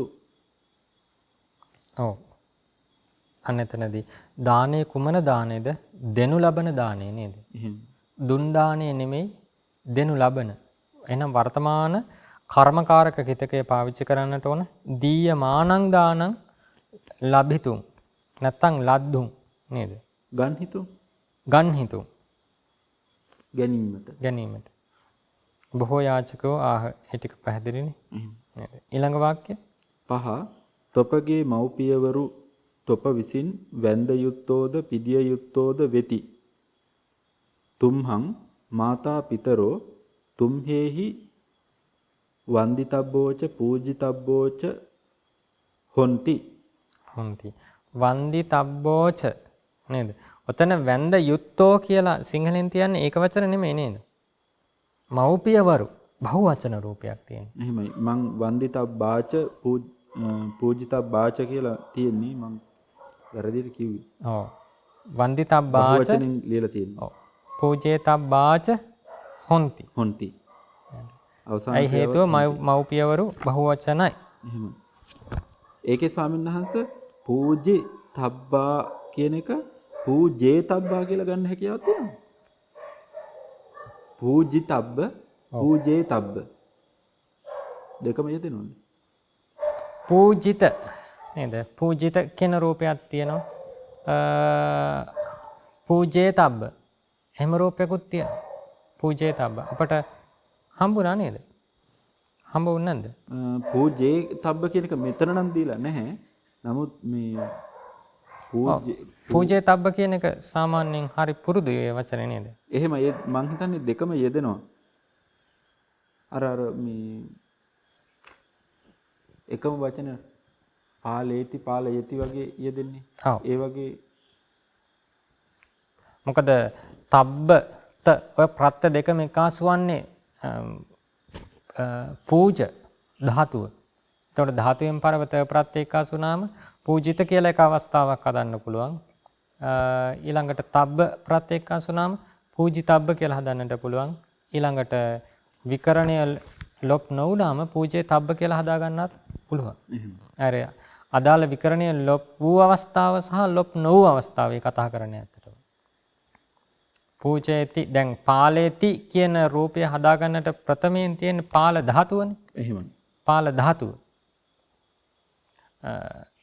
අන්නේ පාල ධාතුවට ධාතුවෙන් පරව නේ කාර්යයක් යෙදීම නිසා තමයි පාලේති කියලා වෙන්නේ. අන්නේ නේ කාර්ය විකරණය ලොප් වූ අවස්ථාව සහ ලොප් නොවූ අවස්ථාව.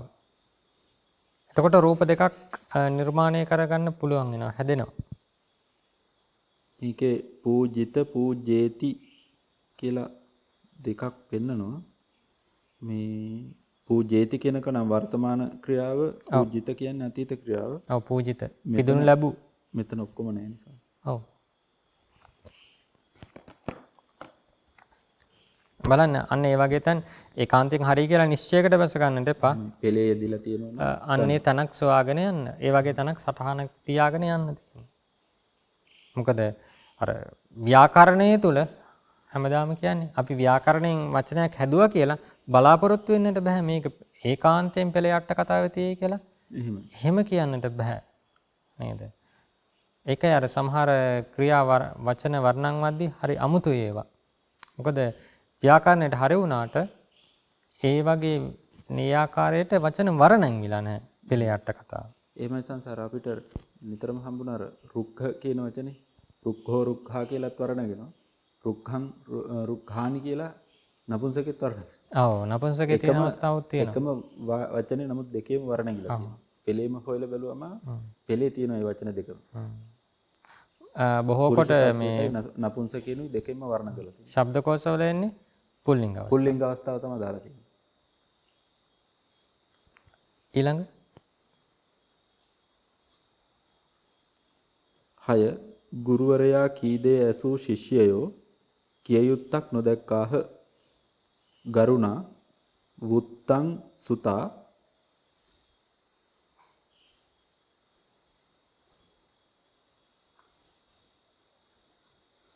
සිස්සා වුත්තබ්බං න පස්සින්සු. කිය යුත්තක් නේද? වත්තබ්බං වත්තබ්බං වුත්තබ්බං කියපුවාම මේ ඒ අර්ථයෙන් නේද? වුත්තබ්බං නෙමෙයි නේද? වත්තබ්බං කිය යුතු කියන අදහස නැති. එහෙමයි. තබ්බ ප්‍රත්‍යයෙන් හැදෙන්නේ වත්තබ්බ. වදති වදති නේද? වුත්ත කියන ලද. ඔව් වුත්ත කියලා හැදෙනවා. එහෙමයි. නමුත් වුත්තබ්බං කියලා ඒක හුරුද? නුහුරුයි. එතනට එනකොට වුත්තබ්බං එන්නේ වත්තබ්බං. වත්තබ්බං. වත්තබ්බං කුසලං බහු. වත්තබ්බං එහෙම නැත්තම් කිය යුතුයි කියන්නේ කතෙහි තබ්බං භාසිතබ්බං ලපිතබ්බං නේද? ඒ වගේ වචන බොහොමයක් පාවිච්චි කරන්නට පුළුවන්. කිය යුත්තක්. ඔව් නපස්සින්. එතන මේ ගරුණා වුත්තං සුතා ඒ දෙක හරිද සන්නේ? ඔව්. වුත්තං සුතා කීදය ඇසු. ඇසු කියන එකෙන් කවුද මේ සම්බන්ධ කරන්නේ? ශිෂ්‍යයා. ශිෂ්‍යය නේද? එහෙනම් සුතා සිස්සා. ඒක නිසා සම විභක්ති. ඊළඟ වාක්‍ය 7 වෙලෙඳුන් විසින් ගෙන යන ලද අශ්වයෝ ඊයේ විකුණන ලදහ. වාණිජේහි හටා අස්සා හීයෝ වික්ඛිනීන්සු. වික්ඛිනීයින්සු. වික්ඛිනීයින්සු. එහෙම. කර්මකාරකයි නේද? ඊළඟ වාක්‍ය ඒකේ සනස වික්කිනිතා හොන්ති කියලා ගන්නත් පුළුවන්. කර්මකාරක කිතකය. එහෙම ගන්නට පුළුවන්. එහෙම. අතීත අර ක්‍රියාව දාලා ගන්නත් පුළුවන්. ඔව්. දෙකටම පුළුවන්. ඔව්. මොකද වික්කිනිත කියන්නේ කර්මකාරක රූපයේ විදිහට ඍජුවම වර්ණය ප්‍රශ්නයක්. 8 16 විසින් ගසනු ලැබූ ගොනා වහා කුඹුරට දිව්වේය. 16න පහටෝ ගෝනෝ සීඝං කෙත්තං දාවි. ඔව්. ඒක පහට කියන වචනේ නේද? ඊළඟ 9 අප විසින් සිල් රැක්ක යුතුය, දන් දිය යුතුය, ධර්මය ඇසිය යුතුය. අම්හෙහි සීලානි රක්ඛිතබ්බානි දානං දාතබ්බං ධම්මං සුනිතබ්බං හොಂತಿ. ඔව්. අන්න ඒ වගේ තැන්වලදී ලක්ෂණයක් තමයි භාෂාවෙන් නේද? බහුවචනෙන් නම් බහුවචනෙන්ම පිළිටවනවා. ඒක වචනෙන් නම් ඒක වචනෙන්. දැන් අර උඩ වාක්‍ය බලන්න. 8 වෙනි වාක්‍ය. දානානි දාතබ්බානි සීලානි රක්ඛිතබ්බානි පුඤ්ඤානි කාතබ්බානි. එහෙමයි. බහුවචනෙන්. ඔක ඡන්දස් අලංකාර වලදී කියලා දෙනවා. එහෙම. ගාතාවක් බඳිද්දී අර ඒ රටාවකට ඒ ගාතාවල ඒ ලක්ෂණේ තියෙනවා. එහෙමයි. ඒ නිසා සිල් රැකිය යුතු ඒක වචනෙන් ගත්තොත් සීලං රක්ඛිතබ්බංච දානං දාතබ්බංච ධම්මං සුනිතබ්බං සෝතබ්බංච හෝති. හොಂತಿ නේද? එක් එක් පදේ වෙන වෙනම ගත්තොත් එහෙම හෝති කියලා තමයි ගැලපෙන්නේ. සියල්ලම එකට ගත්තොත් හොಂತಿ. චකාරය දාලා හොಂತಿ. නැත්තම් බහුවචනෙන් ගත්තොත් සීලානි අර උඩ වාක්‍ය වගේ සීලානි රක්ඛිතබ්බානි දානානි දාතබ්බානි ධම්මා ධම්ම ශබ්දේ සුනිතබ්බා. ඔව් ධම්මා සුනිතබ්බාච හොಂತಿ කියලා එන්නට ඕන. එතන පොඩ්ඩක් වෙනස් වෙනවා නේද? ඒකේ ධර්මයේ එතන එන හින්දාම තමයි මම සිල් කියන එකයි දන් කියන එකත් ඒක වචනෙට දැම්මා. ඒකත් ගොඩක්ම අපි ඒක වචනේ පාවිච්චි කරන හින්දා. සීලානි කියන එක නම් සිල්පද ගොඩක් තියෙනවනේ ගොඩක්. ඒ අර්ථයෙන් හිතලා. එහෙම. කමක් නෑ. ඊළඟ වාක්‍ය 10 අපේ මිතුරන් විසින් බොහෝ සුදු වස්ත්‍ර සේදිය යුතු වෙති. අම්හාකං මිත්තේහි බහූනි සේතානි වත්තානි ධෝවිතබ්බං හොಂತಿ. සේදිය යුතු වෙති නේද? එහෙමයි. සුදු වස්ත්‍ර සේතානි වත්තානි ධෝවි තබ්බං කියන්න පුළුවන්ද? ධෝවිතබ්බානි. ධෝවිතබ්බානි හොඳ. සේදිය යුතු වෙති බහුවචනයි. ඊළඟ වාක්‍ය 11 උයනෙහි කැපිය යුතු වූ බොහෝ ගස් ඒ මිනිසුන් විසින් කපනු ලැබෙත්. උయ్యాනි ඡෙන්දිතබ්බානි බහූනි රුක්ඛානි තේහි මනුස්සේහි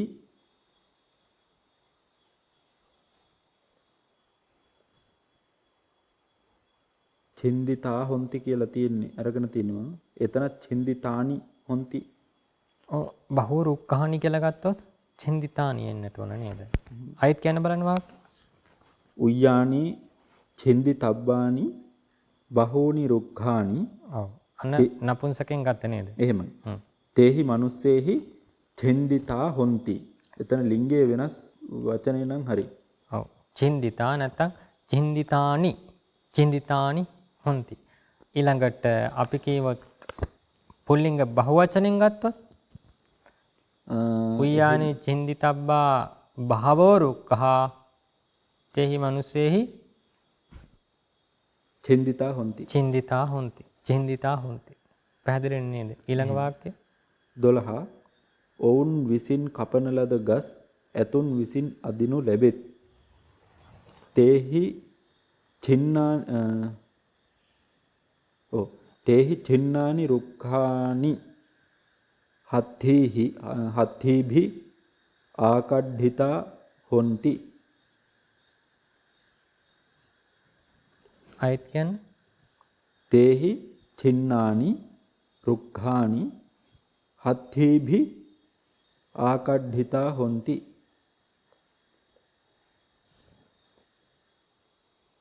අදිනු ලැබෙත්. උඩ වාක්‍යත් කපනු ලැබෙත්. නේද? මොකද්ද කාලය? වර්තමානයි. වර්තමාන. එහෙනම් අපි ඉස්සලා 11 වෙනි වාක්‍ය කියලා මායි කියන්න බෑ 11 වෙනි වාක්‍ය.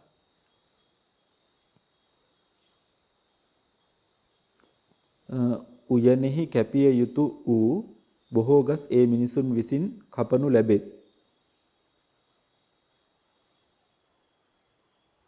උය්‍යානි චින්දිතබ්බානි බහූනි රුක්ඛානි තේහි මනුස්සේහි චින්දිතානි හොಂತಿ. චින්දිත කියොත් අතීතයට යනවා. ඒක තමයි. එතකොට කපනු ලැබෙත් වර්තමානට ගන්න. චින්දියමානානි චින්දියමානානි හොಂತಿ. චින්දියමානානි හොಂತಿ. නැත්නම් චින්දියමානා හොಂತಿ. මානා හොಂತಿ. ඔව් එහෙමත් ගන්න පුළුවන්. මොකද චිත්තං චිත්තා චිත්තානි. එහෙම නැත්නම් රුක්ක ශබ්දයේ පුල්ලිංගයට දැම්මොත් එහෙම පුරිසෝ පුරිසා. ඒ විදිහට ගත්තා හි. එහෙම. එතකොට මෙතන 12 වෙනි වාක්‍ය කපන ලද ගස් ඇතුන් විසින් අදිනු ලැබෙත් කියනක ආකඩ්ඩීය මානා හොಂತಿ. ආකඩ්ඩීය මානානි හොಂತಿ. අදිනු ලැබෙත් ආකඩ්ඩීය මානානි පොන්ති. හොಂತಿ. ඔව් වර්තමාන කාලය. පැහැදිලි නේද ඒක? එහෙමයි සම්. ඊළඟ වාක්‍ය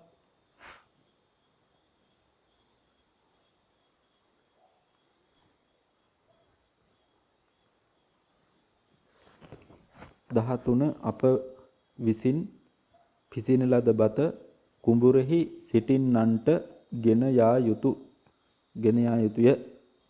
අම්හෙහි පචිතං භත්තං කෙත්තේ ඨිතානං හරිතබ්බං හොಂತಿ.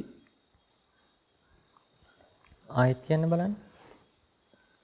අම්හෙහි පචිතබ්බං භත්තං කෙත්තේ ඨිතානං හරිතබ්බං. ඔව් මෙතන තියෙන්නේ පිසන ලද බත කියලා නේද? අප විසින් පිසන ලද බත. එතකොට අම්හෙහි පචිතබ්බං නෙමෙයි. කොහොමද එන්නේ? අම්හෙහි අතීත කෙතකයක් වෙ තියෙන පිසන ලද පිසු කියන අදහස. එහෙමයි. අම්හෙහි පචිතං භත්තං. එහෙම තමයි ලියලා තියෙන්නේ. පචිතං භත්තං. පචිතං භත්තං නේ. එහෙමයි. අම්හෙහි පචිතං භත්තං කෙත්තේ ඨිතානං හරිතබ්බං හොಂತಿ. ඔව්. අවසානයේදී තබ්බ ප්‍රත්‍ය එන්නට ඕන. අවසානයේදී තබ්බ ප්‍රත්‍ය දුවන හරි නේද? ගෙන යා යුතුය. යා යුතුය. එහෙම. හරිතබ්බං. එහෙමයි. කුඹුරෙහි සිටින්නන්ට කෙත්තේ ඨිතානං. එහෙමයි. ඔව් එහෙම තමයි ගන්නට ඉන්නේ. කස්සක කීවත් ගොවියා කියන අර්ථනේ තියෙන්නේ. සිටින්නන්ට කියලානේ තියෙන්නේ. ඔව්. ඒක නිසා කස්සකානං කියවොත් ගොවියන්ට කියන අදහස. කුඹුරෙහි සිටින්නන්ට කියවොත් ඕනනම් ඔතනට අපට දැන් කෙත්ත කියන වචනයෙන් තද්දිත ප්‍රත්‍ය තද්දිත පදයක් හදලා ගන්නට පුළුවන් නේද? කෙත්ත කාණන් කියලා එහෙම ගන්නට පුළුවන්. එහෙම. දැන් මොකද හේතුව මගධ කියන වචනේ මොකද්ද? මගධ කියන්නේ මගධ දේශයට කියන වචනේ නේද? මගධ. ඒ කියන්නේ මගධ රට. මාගධකා කියන්නේ මගධ වැසියෝ. වැසියෝ. ඒක නිසා කෙත්තකා කියලා කෙතේ ඉන්න පිරිසට ඒ විදිහට කියන්නටත් පුළුවන්. ඒ නිසා තනි පදයකින් කෙත්තකානම්. හැබැයි ඒක තද්දිත පදයක්. තියෙන්නේ.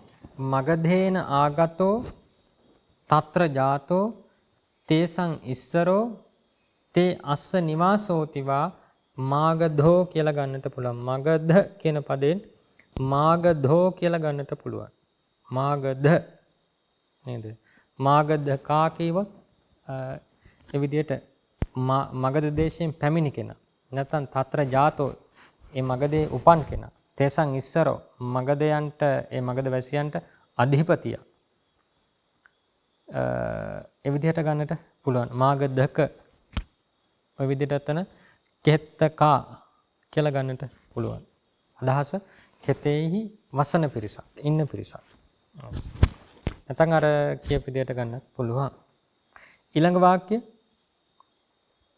14 ගමට ගිය වෙළෙඳුන්ට අනුභව කළ යුතු ආහාරයක් නොලැබිනි. ගාමං ගතානං වානිජානං භුංජිතබ්බං ආහාරං න ලබි. ආයත් කියන්නේ ගාමං ගතානං වානිජානං භුංජිතබ්බං ආහාරං න ලබි.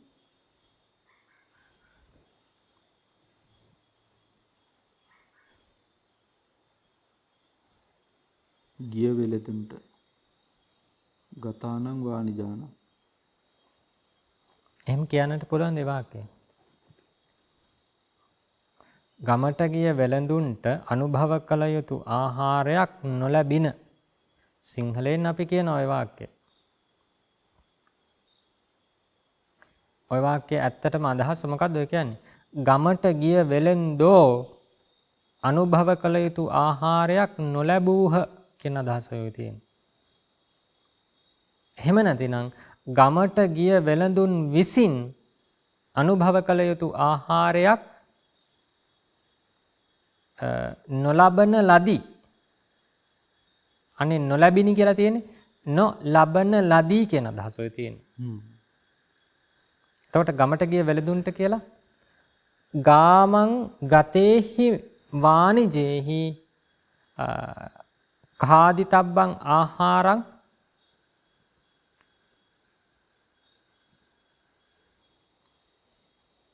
නොලැබුනි.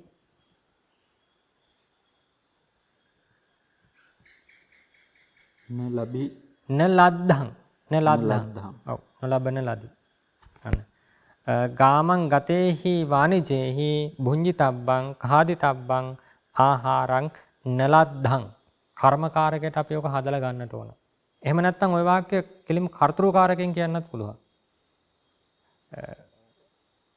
ගාමං ගතා වානිජා භුංජිතබ්බං ආහාරං නලබින්සු. නේද? ඒ විදිහට කියන්නත් පුළුවන්. මොකද හේතුව ඔය තියෙන්නේ අර ගතා වානිජා කියලා ගන්න වෙන්නේ. ඔව්. භාෂාවෙන්කින් තවත් දෙවෙනි භාෂාවකට පරිවර්තනය කරද්දී ඍජු ව්‍යාකරණමය වූ පරිවර්තනයක් නෙමෙයි අදහස් පරිවර්තනයක් සිදු වෙනවනේ. එහෙම. අන්නේ අදහස් පරිවර්තනයක් සිදු වන අවස්ථාවක් තමයි ඔය තියෙන්නේ. එහෙමයි.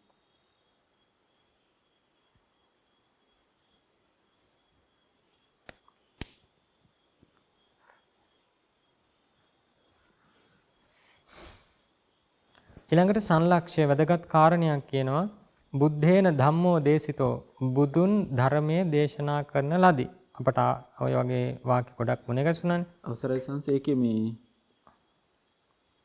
ආහාරං ලද්දුම් කියලාද කිව්වේ?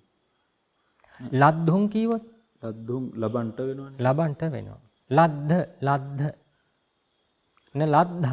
නලද්දං නේ. ඔව්. ලැබුවේ නැහැ කියන අදහසයි තියෙන්නේ.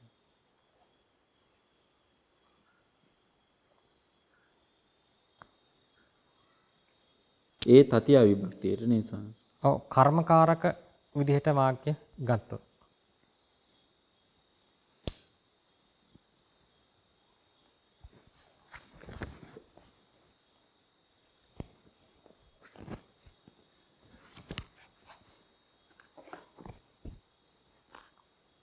හරි නේද?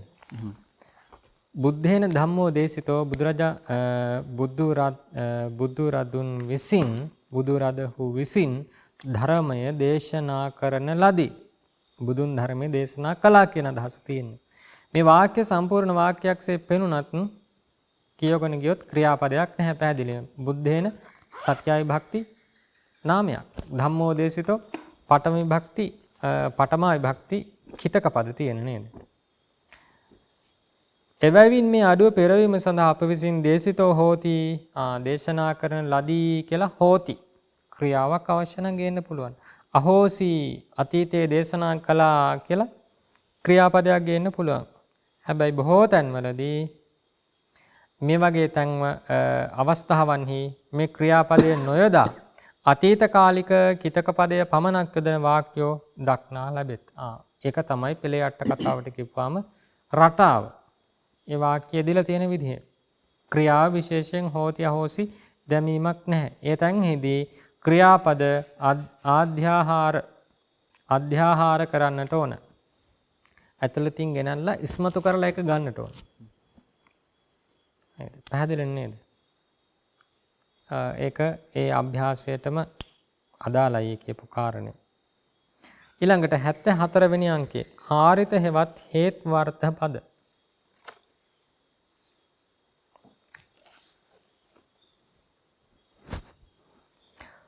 කරවයි පිසවයි ආදියෙහි පෙනෙන අන්‍යකු ලවා කරවීම කාරිත නම් වේ. දැන් ඕක තමා කරනවා නම් හිම මව බත් පිසයි නේද? එහෙනම් පිසීමේ ක්‍රියාව කවුද කරන්නේ? මව. ඊළඟට වඩුවා පුටුව කරයි. එතකොට කරන්නේ කවුද? වඩුවාම. හැබැයි කරවයි කිව්වොත් වඩුව ප්‍රධානයි. වඩුව ප්‍රධාන වෙලා තව දෙවන්නකු ලවා තමයි ඒ කටයුත්ත කරන්නේ. ඊළඟට මව නෙමෙයි පිසින්නේ මව දාසිය ලවා බත් පිසවයි. අන්න. එතකොට පිසීම් ක්‍රියාව කවුද කරන්නේ? දාසිය කරන්නේ. නේද? ඒක කරවන්නේ කවුද? මව. මේ ආදියෙහි පෙනෙන අන්‍යකු ලවා කරවීම ඒ අවස්ථාවට අපි කියනවා කාරිත නැත්නම් හේත්වර්ථ පදයක් කියලා. කොහොමද හදාගන්නේ? ධාතුවටත් විභක්ති ප්‍රත්‍යයටත් අතරෙහි ඒ අය ආපේ ආපය යන කොටස් වලින් එකක් යොදා ධාතුවේ මුලින්ම තිබෙන බැඳි අකුරකට పూర్ව නොවූ ස්වරයට වෘද්ධි කිරීමෙන් කාරිත පද සෑදිය යුතුය. මතක තියාගන්න.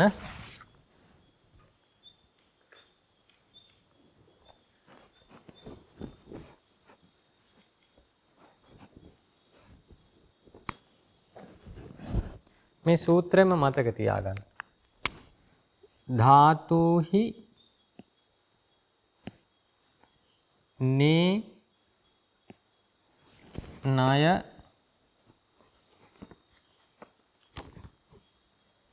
නාපේ නාපය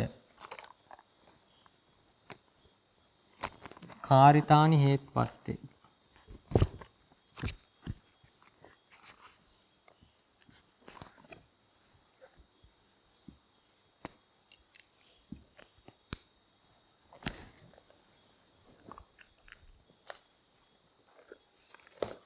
ධාතෝහි නේනය නාපේ නාපයා කාරිතානි හේත්වත්තේ.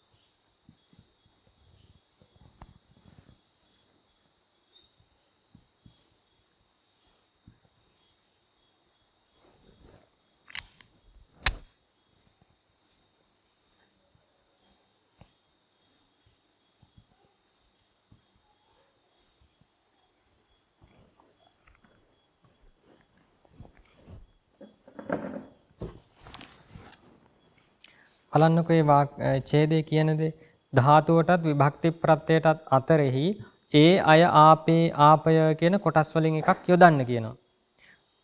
ඔක එන්නේ කොහෙන්ද? මෙන්න මේ බාලාවතාරය අපට සූත්‍රයක් කියනවා ධාතෝහි නේනය නාපේ නාපයා කාරිතානි හේත්වත්තේ.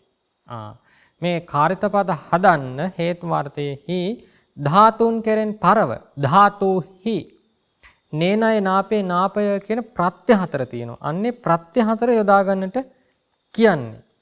මතක තියාගන්න මේ සාමිනහස මෙතන ඒ අය ආපේ ආපේ කියන්නේ අපට ව්‍යාකරණෙදී එන ඔය මූර්ධජ නකාරයේ හල් අවස්ථාව හල් අකුර ලොප් කරලා. පැහැදිලිද? ඒ මූර්ධජ නකාරයේ ප්‍රයෝජනයක් අපට ව්‍යාකරණයේදී විශේෂයෙන් කතා කරනවා. ඒ ප්‍රයෝජනේ තමයි මේ ස්වාමීන් වහන්සේ මේ දෙවෙනි කරුණ හැටියට කියන්නේ. මේ ප්‍රත්‍ය හතරෙන් එකක් යොදලා ධාතුවේ මුලින් තිබෙන ස්වරයට වෘද්ධි කරන්නට කියනවා. ධාතුවේ මුලින් තිබෙන ස්වරය වෘද්ධි කරනවා. මේ තියෙන මූර්ධජ නකාරයේ ප්‍රයෝජනය ඔක තමයි. ඔය මූර්ධජ නකාරයේ ව්‍යාකරණයේදී බොහෝ කොට ඒකෙන් අදහස් වන්නේ ඊට අදාළ ධාතුවේ ස්වරය වෘද්ධියකට ලක් වෙනවා, වැඩිවීමකට ලක් වෙනවා කියන අදහස. වෘද්ධි වෙනවා කියන්නේ වැඩෙනවා. තිබෙන අවස්ථාවෙන් වැඩෙනවා. හැබැයි ඒක සිදුවන්නේ කොතනදද? බැඳි අකුරකට పూర్ව නොවු අවස්ථාවේදී. අසංයෝගන්තස්ස බුද්ධිකාරිතේ කියලා එනවා. බැඳි අකුරක් නැති අවස්ථාවකදී තමයි වෘද්ධිය සිද්ධ වෙන්නේ. එතකොට අවසානයේදී හැදෙනවා කාරිත පදයක්. නේද? කාරිත පදයක්.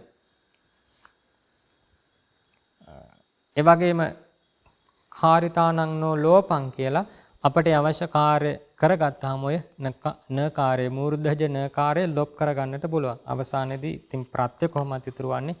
ඒ අය ආපය නකාරයේ අදහස වෘද්ධි වෙනවා කියන එක. නේද? අපි පචති නෑ. කාරේති කියන ක්‍රියාවනේ හදලා තියෙන නේද? අපි ඒකම හදමු. මේ ප්‍රත්‍ය යොදා ගන්නවා. පොතේ හදලා තියෙන මොකද්ද? කාරේති. කොහොමද හදන්නේ? කර ධාතුව තියෙනවා නේද? කර ධාතුව. කර ධාතුවෙන් පරව මේ සාමිනහස් කියන පිළිවෙලටම කරමු. ධාතුවටත් විභක්ති ප්‍රත්‍යයටත් අතර යොදන්න කියලා කියන්නේ. කාරේති හදන්නට අවශ්‍ය. එහෙනම් නේ ප්‍රත්‍ය යොදනවා. ආඛ්‍යාත විභක්ති ප්‍රත්‍ය ති. පැහැදිලිනේ නේද? ඊළඟට දෙවෙනි පියවර. කර ධාතුව මේ නේකාරයේ තියෙන මූර්ධජය අක්ෂරය සහ ඒකාරය වෙන් කරගන්න. මේ දෙවෙනි පියවර. තුන්වෙනි පියවර තමයි මේ ස්වරාන්තය. නැත්නම් ධාත්වන්තයේ තියෙන ස්වරය වෙන් කරගන්නවා. රකාරයේ තියෙන අයන්න වෙන් කරගන්නවා.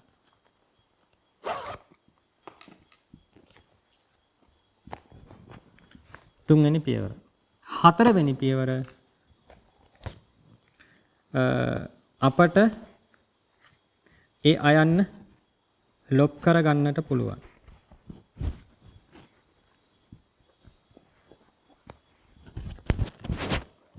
මේ ආකාරය ලොප් කරගන්නට පුළුවන්. අපට එන්නේ නේද සූත්‍රයක් ධාතුසන්තෝ ලෝපෝ නේක සරස්ස කියලා. ඒකස්වර නොවු ධාතුවකදී ඒ ධාත්වන්තය ලොප් කරගන්නට පුළුවන්. ඊළඟ පියවර තමයි මෙන්න මේ මූර්ධජ නකාරයේ ප්‍රයෝජන අපි ගන්නවා. මොකද්ද? මෙන්න මේ ධාතුවේ ආදි ස්වරය ආදි අක්ෂරයේ ස්වරය වෘද්ධි කරන්නට පුළුවන්. කකාරයේ වෘද්ධි වෙනවා. එහෙනම් කා කියලා හැදෙනව නේද? කා ඒති. මෙන්න මේ වෘද්ධිය වුණේ මතක තියාගන්න මේ මූර්ධජ නකාරයේ බලයෙන්. නැත්නම් මේකෙන් ප්‍රකාශ වන්නේ මේ වෘද්ධිය සිද්ධ වෙනවා කියලා. ඊළඟ පියවර තමයි දැන් වෘද්ධිකාරය කරගෙන අවසానයි මේ නයන්න ලොප් කරගන්නට පුළුවන්. නකාරය ලොප් කරගන්නවා. ඊළඟ පියවර තමයි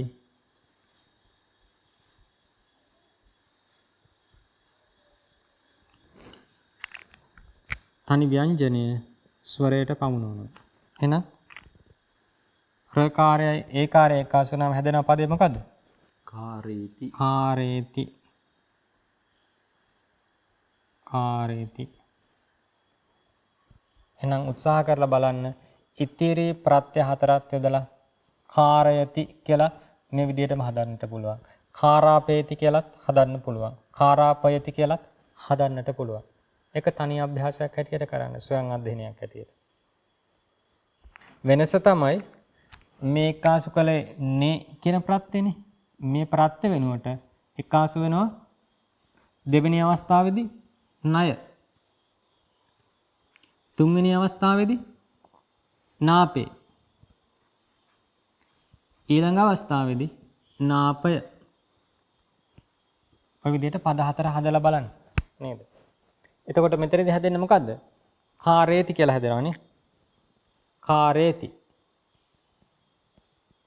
ණය ප්‍රත්‍ය දාපුවාම කාරයති කියලා හැදෙනවා. නාපේ දාපුවාම කාරාපේති කියලා හැදෙනවා. නාපේ දාපුවාම කාරාපයති කියලා හැදෙනවා.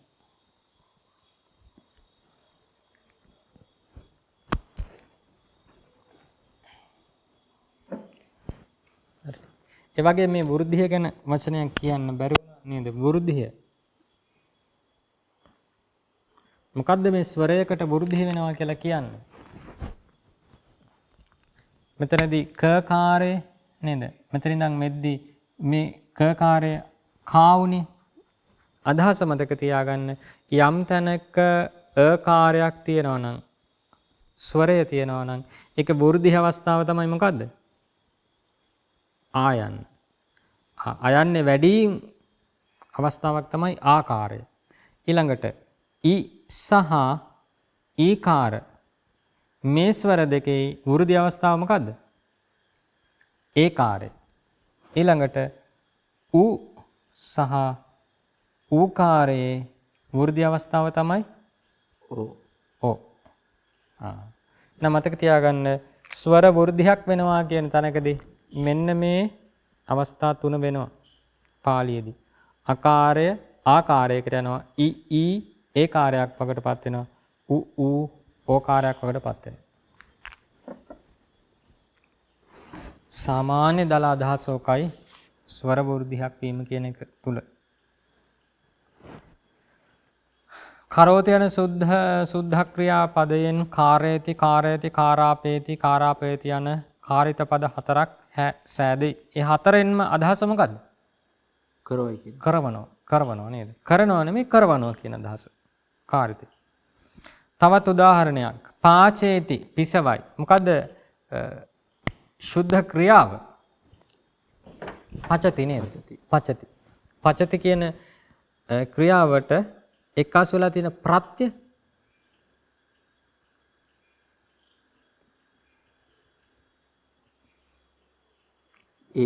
අන්න ඒ කාර්යය නේද? ඒ කාර්යය.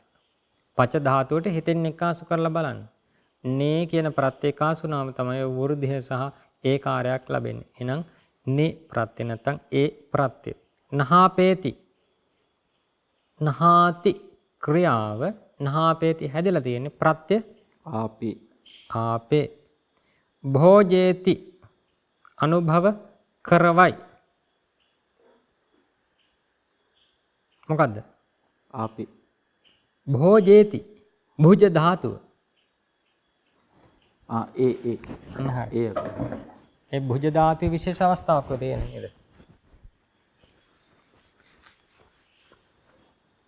භුජ ධාතුව ප්‍රත්‍ය මොකද්ද? නේ ප්‍රත්‍ය. නේ ප්‍රත්‍ය. මම කිව්වේ මෙන්න මේ මූර්ධජ නකාරයේ අදහස මොකද්ද? పూర్වයේ තියෙන ස්වරයට වෘද්ධියක් එනවා. එහෙනම් මහ ප්‍රාණ බහුව හැදෙන්නේ කොහොමද? එකතු කිරීම උ නේද? එහෙනම් ඌකාරයේ වෘද්ධි අවස්ථාව මොකද්ද? අපි කියා ඌ දෙකට ඕ වෙනවා කියලා නේද? එහෙමයි. මේ උයන්න ඔයන්න වකටපත් වෙනවා. ඒක තමයි මෙතන භූ කියන අක්ෂරය භෝ. ඊළඟට මෙතන ඒ කාර්යයි ජ කාර්යය එක්කාසු වෙලා භෝජේති කියලා හැදෙනවා. පැහැදිලිද කියපු එක? එහෙම. නේද? උත්සාහ කරලා බලන්න. එතකොට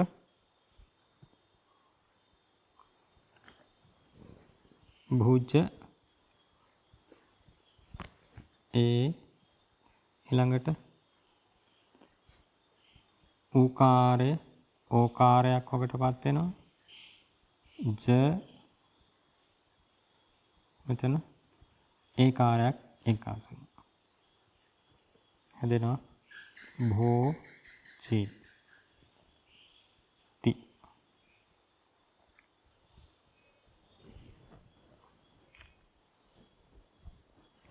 භෝජේති. නිසීදාපේති. මොකද ප්‍රත්‍ය? ඒකට ආපේ ඇවිල්ලා තියෙනවා. ආපේ. සයාපේති. ඒත් ආපේ. ආපේ. දාපේති. ඒකටත් ආපේ. ඔව්. ආපේ නැත්තම් නාපේ ප්‍රත්‍ය මතක තියාගන්න. නාපේ විදිහටම මතක තියාගන්න ඕනේ. දැනට කමක් නැහැ ආපේ. නමුත් අපිට ව්‍යාකරණයට කියපුවාම ඔය නාපේ විදිහට තමයි මුණ ගැසෙන්නේ. ගන්හාපේති. ඒත් නාපේ. නාපේ. ආහාරාපේති. ඒත් ආපේ. නාපේ. හරාපේති. නාපේ. මේ පොතේ 13 වෙනි අංකයේ දැක් වූ පාලේති ආදී චුරාදී ගණික ක්‍රියාපද කාරේති ආදී කාරිත පදයන්ට සමානව පෙනෙති කියනවා නේද? දැන් පාලේති කියන ක්‍රියාව කාරේති කියන ක්‍රියාව වගේ පේනවද එහෙම? කාරේති සහ පාලේති. මේ තියෙන කාරේති කියලා පාලේති. මේ දෙක එක වගේ පේනවද? එහෙම. පේනවනේ නේද? නේද? කාරේති. ඔය බොහෝ සමානයි වගේ පේන්නේ. එහෙනම් බැලුමල්මට හිතෙන්නේ මේ ප්‍රත්‍ය එකාස් වෙලා තියෙන්නේ කියලා. හැබැයි කියනවා නෑ එහෙම නෙමෙයි ඔය තියෙන්නේ කියලා. ඇයි හේතුව?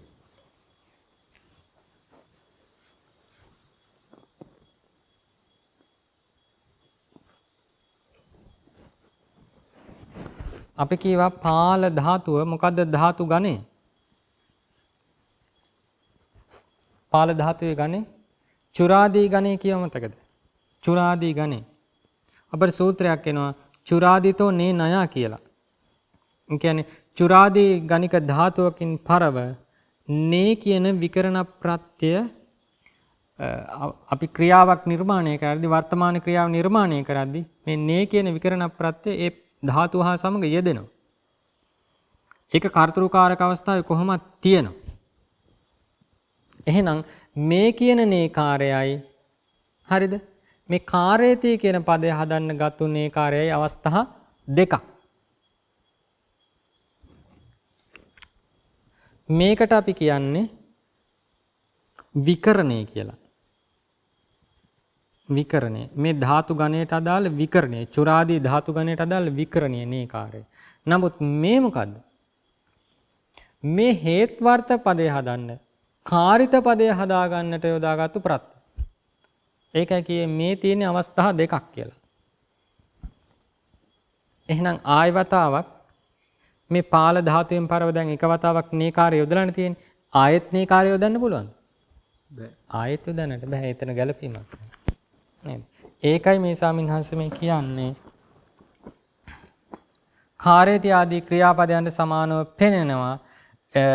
නේ ණය දෙක යෙදී තිබෙතත් ඒවා කාරිත නොවේ කියලා. චුරාදිතෝ නේ ණය. චුරාදී ගණික ධාතුවෙන් පරව කොහොමත් නේ ණය එහෙම නැත්නම් ඒ අය කියන ප්‍රත්‍ය දෙක යෙදෙනවා. ඒවා කාරිත නෙවෙයි. කාරිත ප්‍රත්‍ය නෙවෙයි. ඒ ධාතු ගණයට අදාළ ප්‍රත්‍යක්. ඒ පදයන්ගේ කාරිත පද සෑදිය යුත්තේ ඒක නිසා නාපේ දෙක එකාසු වෙලා. ඒකයි. දැන් චෝරාපේති නේද? චෝරාපේති. චුර ධාතුවෙන් පරව නාපේ ප්‍රත්‍ය එකාසු වෙලා. හදලා බලන්න චුර ධාතුවට නාපේ ප්‍රත්‍ය එකාසු කරලා.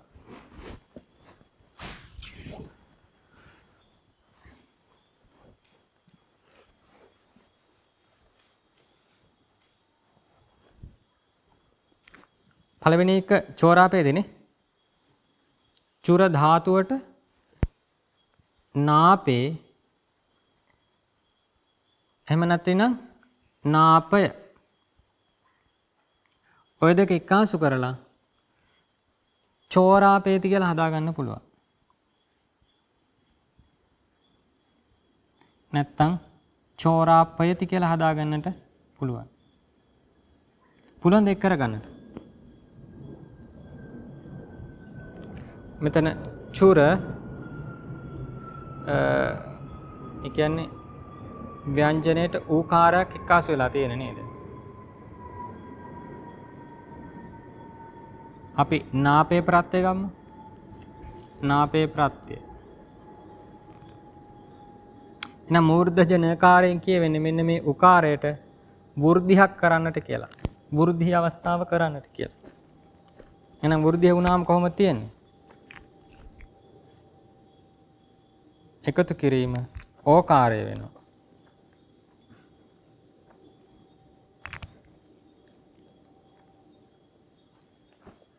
ඊළඟට අපි මේ නකාරය මෙතනදීම ලොප් කරලා දාමු. ආපේ. එතකොට මේ දෙක එක්කාසු වුණාම චෝ. පැහැදිලි? රයන්නට ආපේ එක්කාසු වුණාම චෝරාපේ ති නේද? අපි තීකාරයක් ගමුකෝ. දැන් ඔන්න ඔය විදිහට තමයි චෝරාපේති කියලා හැදෙන්නේ. මෙතනත් රකාරයේ ස්වරය ලොප් කරන්නට ඕන මේ එක්කාසු කරන්නට කලින් ඒක ඉතින් දැන් එකක් කියලා පෙන්වුවානේ. ඒ ටික තේරුම් ගන්න. චෝරාපේති හදන්නේ කොහොමයි? චෝරාපයති ඒකත් ඒ විදිහට උත්සාහ කරන්න අපහසුයක් නැහැ.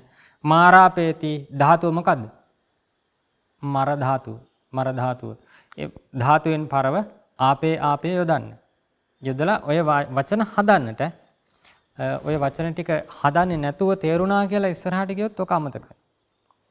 අදහස තේරුම් ගන්න ප්‍රමාණවත්. නමුත් හැබැයි අර අපි කියන්නේ දැනුම තහවුරු කරගන්නට මේ විදිහට වචන හදා ඒ ක්‍රමවේදය තේරුම් ගන්න. අපි බාලාවතාරයට ගියපාම රූපසිද්ධියට ගියපාම මේක තමයි කියන්නේ හරියටම යම්කිසි ක්‍රමවේදයක් තුළ වචනයක් නිර්මාණය කරගන්නට අපි දැනගන්න. ඒක හරි උපකාරකයි. ඊළඟට දේශාපේති දිස ධාතුව යොදාගෙන හදාගන්නට පුළුවන්. දේශනා කරවයි. දැන් දේශේති කියන්නේ දේශනා කරයි. දේශාපේති දේශනා කරවනවා. පාතාපේති හෙලවයි. ඒ කියන්නේ පතති කියන්නේ වැටෙනවනේ. පාතාපේති කියන්නේ වැටෙන්නට සලස්සනවා. ඒකයි මේ කියවේ. තහපාපේති නේද? තපේති කියන්නේ පිහිටවනවා, තබනවා කියන අදහස. තපාපේති කියන්නේ ඒ පිහිටවන්න සලස්සනවා කියන්නේ තබ්බවයි කියන අදහස. යෝජාපේති. තපාපේති කියන්නේ ධාතුවෙන් හැදෙන්නේ නේද? ඊළඟට යෝජාපේති කියන එක ධාතුව මොකද්ද? යුජ ධාතුවේ. එතනත් වෘද්ධිකාරය සිද්ධ වෙලා තියෙනවා. යුජ කියන ධාතුවට වෘද්ධිය වෙලා ඌකාරය ඕකාරය වෙලා තියෙනවා. ඒක නිසා උත්සාහ කරන්න මේ සෑම පදයක් මේ විදිහට කොහොමද ධාතුව පාදක කරගෙන මම මේ ක්‍රියාව නිර්මාණය කරන්නේ. හරි වැදගත්. ඒක නිසා ඊළඟ අභ්‍යාසෙදිත් දැන් පළවෙනි වාක්‍ය බලන්නකෝ. සෙට්ටි වඩ්ඩකින් ගේහානි කාරාපේති. කාරාපේති කියන්නේ හේත්වාර්ථ ක්‍රියාව තියෙනවා. ඔය හේත්වාර්ථ ක්‍රියාව ක්‍රියා ධාතුව සහ කාරිත ප්‍රත්‍ය යොදාගෙන වචනේ හදන්න උත්සාහ කරන්න. ඒ ක්‍රියාව නිර්මාණය කරන්න. ඒ විදිහට හදන්නට පුළුවන් වුණොත් අන්න තහවුරු කරගන්න පුළුවන්. තමාගේ මේ දැනුම විශ්වාස කරගන්න පුළුවන් තමාට වැටහිලා. ඒ වගේම ප්‍රමාණාත් අධ්‍යයනයක යෙදෙනවා. මොකද ඔය වචන ඔය විදිහටම බැලුවට ගොඩක් වෙලාවට ඩික්ෂනරි වල නැහැ. තියෙන්නේ කාර්යති කියන පදේ විතරයි. නැත්නම් දැන් කරෝති කියන පදේ විතරයි. ඉතිරි ටික අපි දැනගන්න ඕන. කරෝති කියන්නේ පදේ හැදලා තියෙන කර ධාතුවෙන් ඒකට නාපේ ප්‍රත් වෙලා තමයි කාරාපේති කියලා හැදලා තියෙන්නේ. එහෙම නැති වුණොත් නේද? එක ධාතුවකින් පරව ප්‍රත්‍ය ටික යොදලා තියෙන සේරම ක්‍රියාපද ටික ඩික්ෂනරි එක දාන්නට ගියොත් එහෙම නේද? දෙගුණයක් තෙගුණයක් විතර තියෙන ප්‍රමාණය වගේ විශාලයක්. අන්න ඒකයි මූලික ව්‍යාකරණයේ අපි સિદ્ધාන්තය හරියට දැනගන්නවා. ඉතිරි ටික ඉතින් ඒ අනුව ගොඩනගා ගන්නට තියෙන්නේ. මම හිතන්නේ පාඩම වැටහෙන්නට ඇති. බලන්න ආයෙ බලන්න මොකද හරි වැදගත් කොටස් මේ අවසාන හරිය කතා කරන්නේ නිතර පෙරට අට කතාවට ගියපාම උණ ගැසෙන ව්‍යාකරණ සිද්ධාන්ත ව්‍යාකරණ රීතීන්. ඒක නිසා අපහසුයි කියලා නැත්තම් වැඩි වෙලාවක් යෙදෙන්නට ඕනයි කියලා මේවා අත්හරින්නට එපා. උත්සාහයෙන් කරන්න. මොකද තමාටම අර්ථය පිණිස දෙයක් කරනවා නම් සැබෑවටම මෙන්න මේ බඳු දෙයක් තමයි. මොකද අපි ජීවිතේ ගොඩාක් දේවල් කරනවා අපට අර්ථය පිණිස පවතින්නේ නැහැ. අපට අර්ථය පිණිස පවතින්නේ නැහැ. බොහෝ දේවල් අන් අයටත් අර්ථය පිණිස පවතින්නේ නැහැ. ඒක නිසා එවන් දේ අතර මේ වගේ තමාටත් අර්ථය පිණිස පවතින මේක දැනගෙන ආය තවත් දෙවැන්නෙකුට කියලා දුන්නොත් බොහෝ දෙනෙකුට අර්ථය පිණිස පවතිනවා. ඒ නිසා ඒ බඳු දෙයක් අද දවසෙත් අපි කතා කළේ. මෙතකින් අද මේ වැඩසටහනෙහි ව්‍යාකරණය හැදෑරීම තුළ ධර්මාර්ථ ගැන ඉදිරීම තුළ යම් ආකාරයකට කුසල් සිත් සමුදායක් අපේ සිත් සතන් තුළ පහළ වුණාද ඒ හැම කුසලයක්ම අපි අනුමෝදන් කරමු. මේ පින් අනුමෝදන් වන්නට කැමැති සියලු සත්වයෝ සතුටින් අනුමෝදන් වෙත්වා. සියලු සත්වග නිදුක් වෙත්වා, නිරෝගී වෙත්වා, සුවපත් වෙත්වා. වහවහ චතුරාර්ය සත්‍ය ධර්මයේ අවබෝධ කරගනිත්වා කියලා මේ පින් අපි අනුමෝදන් කරමු. සියලු දෙනාටම තෙරුවන් සරණයි.